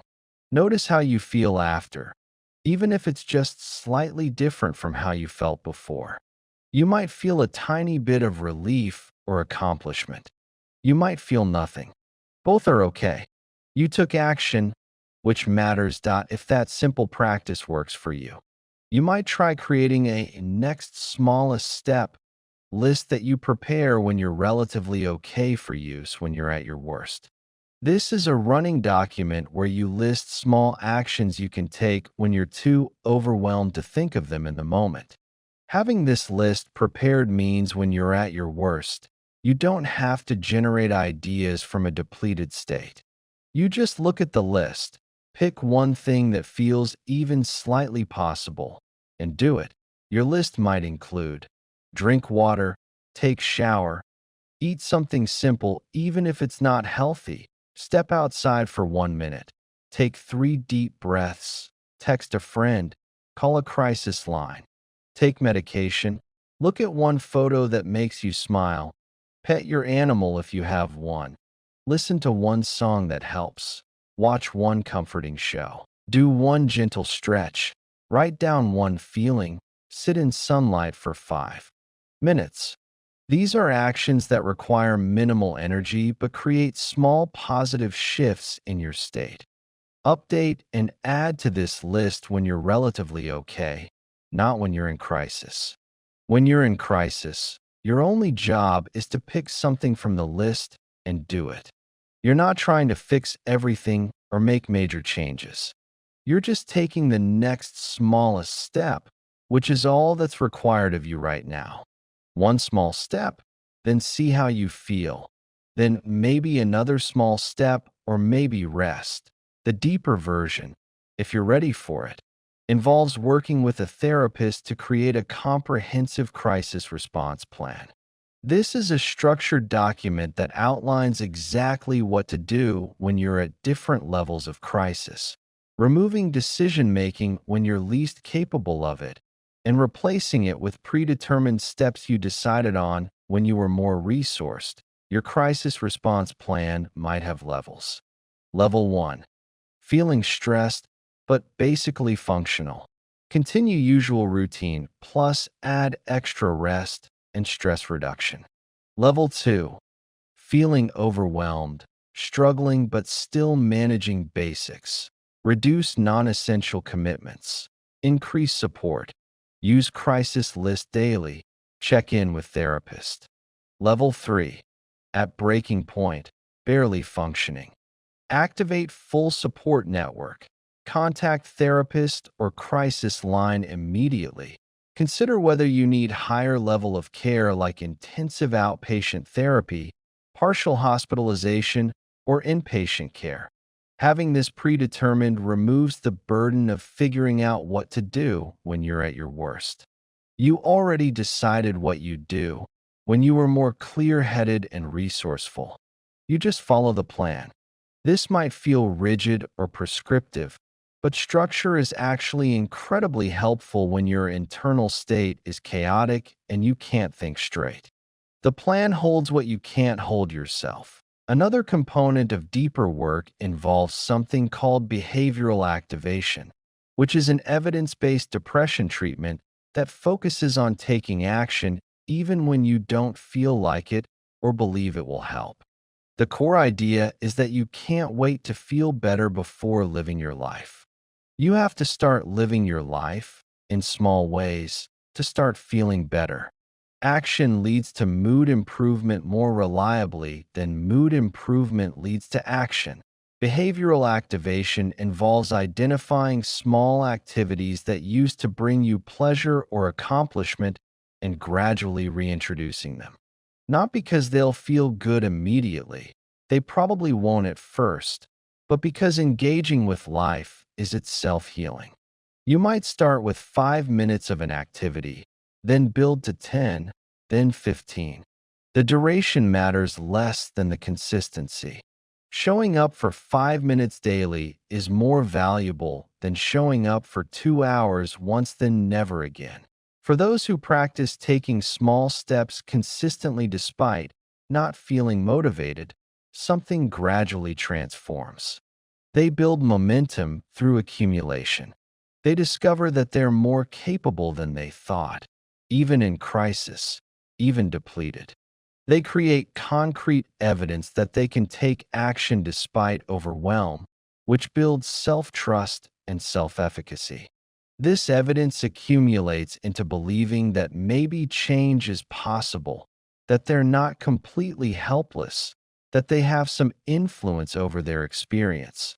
They also discover that recovery isn't linear. They take steps forward, then step backward, then forward again. Some days are harder than others, but the trajectory over weeks and months is generally toward better, even if any particular day or week is difficult. They learn to zoom out, to see progress over time rather than demanding progress every single day, which is unrealistic and sets them up for feeling like they're failing. Most importantly, they learn experientially that they don't need to know the whole path to start moving. They just need to keep taking the next step visible from where they are. The path reveals itself as you walk it, not before. You don't need to see the destination to start moving toward it. You just need to take one step, then another, trusting that movement itself creates possibility. Optional pause. If you want to reflect, consider, what is one small step I could take today, right now, that moves me slightly toward okay? What's keeping me from taking it? You may write, think, or simply continue listening. Whatever feels right for you is perfectly fine. You don't need to fix everything. You don't need to know the whole path. You just need to take the next smallest step. Take a breath. Feel yourself here, capable of one small action even if nothing else feels possible. When you're ready, let's close together.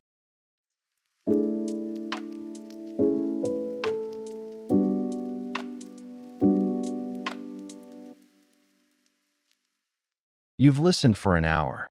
That matters more than you probably realize. You chose to spend this time considering whether to give up, exploring what you're carrying, examining what's weighing you down so heavily. That choice itself is significant. It means part of you is still searching for a way forward, still hoping something might shift, still believing somewhere deep down that you're worth this attention and care, even if you can't feel that belief right now. Maybe you did every practice suggested. Maybe you tried a few. Maybe you just listened, and that's perfectly fine and enough. You showed up. You pressed play. You gave yourself the possibility of perspective or connection, or simply being witnessed in your struggle without judgment. Even if you don't feel dramatically different right now, something has shifted through the very act of attending to yourself with care and honesty. Here's the truth you need to hear. Tomorrow morning, you won't wake up with all your problems solved. Your difficult circumstances will still be there waiting for you. Your exhaustion will likely remain. Your pain won't have vanished overnight. The challenges and losses and struggles that brought you to this edge won't have disappeared. This hour didn't fix everything, and it was never meant to. Expecting that would be unfair to both of us. But what might have shifted is your understanding of what you're experiencing and what options you actually have. You might recognize now that your exhaustion is physiological information, not character failure. That your hopelessness is a learned pattern, not an accurate prediction of your unchangeable future. That your strength has become a cage you're allowed to soften. That your grief deserves space and attention. That your isolation is compounding everything and connection is medicine. That giving up is not one thing, but many possibilities. That you can make decisions from this place, and that you don't need the whole path visible to take the next step. Your external circumstances might not change quickly or easily. Some might not change at all, at least not immediately. But your internal relationship with those circumstances can begin to shift starting now. You can carry what you're carrying differently. You can release what genuinely isn't yours. You can ask for help instead of suffering alone. You can make one small choice that moves you slightly toward okay instead of deeper into crisis. These internal shifts matter enormously even when nothing external changes. Over this hour, we explored 8 crucial dimensions of being at your breaking point. We looked at the exhaustion that's not just physical and what it's urgently trying to tell you. We examined why hope feels dangerous and how to practice possibility without demanding guaranteed outcomes. We explored the strength that's breaking you and why vulnerability isn't the weakness you've been taught to fear. We looked at the losses you've been carrying silently and why unprocessed grief compounds everything. We examined the isolation that makes suffering unbearable and why connection doesn't require perfect understanding. We explored what giving up actually means and how to distinguish between harmful and healing forms of surrender. We looked at making decisions when everything feels impossible and how to move forward despite uncertainty. And we talked about the next smallest step and why tiny actions compound into significant change over time. These aren't separate, isolated issues. They're all interconnected expressions of being overwhelmed, of being at capacity, of carrying more than any person should have to carry alone. When you understand this, you can approach your struggle holistically. Working with one area affects all the others. Taking one small step creates momentum for the next. Feeling one feeling creates space for others. Reaching out once makes reaching out again slightly easier each time. This isn't meant to be a one-time listening experience you never return to. Come back to chapters that resonated most deeply. Try practices when you feel ready. Start with the simplest versions. Don't pressure yourself toward perfect implementation or the deeper practices unless they genuinely call to you. Remember that showing up imperfectly is infinitely better than not showing up at all because you can't do it perfectly. You might return to chapter 1 when you notice your exhaustion intensifying beyond what's manageable. To chapter 3 when you realize you're being strong at the cost of your humanity and health. To chapter 4 when grief you haven't processed rises up and demands attention. To chapter 5 when isolation makes everything feel impossible and unbearable. To chapter 7 when a decision is weighing on you and paralysis sets in. To chapter 8 when you need to know just the next step because the whole path feels invisible. These chapters are tools available whenever you need them. As many times as you need them, as you continue from here, even in the smallest ways. It affects everything around you. When you take one small step, you prove to yourself that action is possible even when you don't feel motivated. When you reach out once, you begin to break isolation's grip on you. When you feel one feeling fully, you start to reconnect with yourself and your humanity. When you release one thing you've been carrying that isn't yours, you create space for something that actually serves you. Your small changes create ripples in your life and in the lives of those around you. Even when you can't see those ripples clearly. So rest now, if you possibly can. You've spent this hour examining hard things, considering painful truths, exploring what it would mean to not give up just yet. That takes courage you probably don't feel, but are demonstrating anyway. That takes energy you don't have much of. Honor what you've just done by giving yourself space to process it, to feel whatever's coming up, to rest in whatever way feels possible to you. You don't have to decide everything tonight. You don't have to fix your whole life. You don't have to become suddenly hopeful or energized or transformed. You just need to consider taking one small step. Tomorrow, or when you're ready, just one small thing. That's all. One small thing that moves you slightly toward okay instead of deeper into crisis. That's enough. More than enough. Thank you for being here. Thank you for not giving up before listening to this. Thank you for the courage it took to press play when you're at your breaking point. Thank you for choosing to explore possibilities when giving up felt easier. That choice matters more than you probably realize. It might have saved your life. It certainly means you're still here, still considering, still breathing, still trying in whatever way you can manage. You don't have to have it all figured out. You don't have to be strong all the time. You don't have to carry everything alone. You're allowed to struggle. You're allowed to be human. You're allowed to need help. And you're allowed to take the tiniest steps forward, so small others might not even notice them, and know deep down that they count, that they matter, that they're enough. Before you give up, take the next smallest step. Just one. See what happens. Then decide from there, from that slightly different place, that you've got this, even when it doesn't feel like it. Especially then,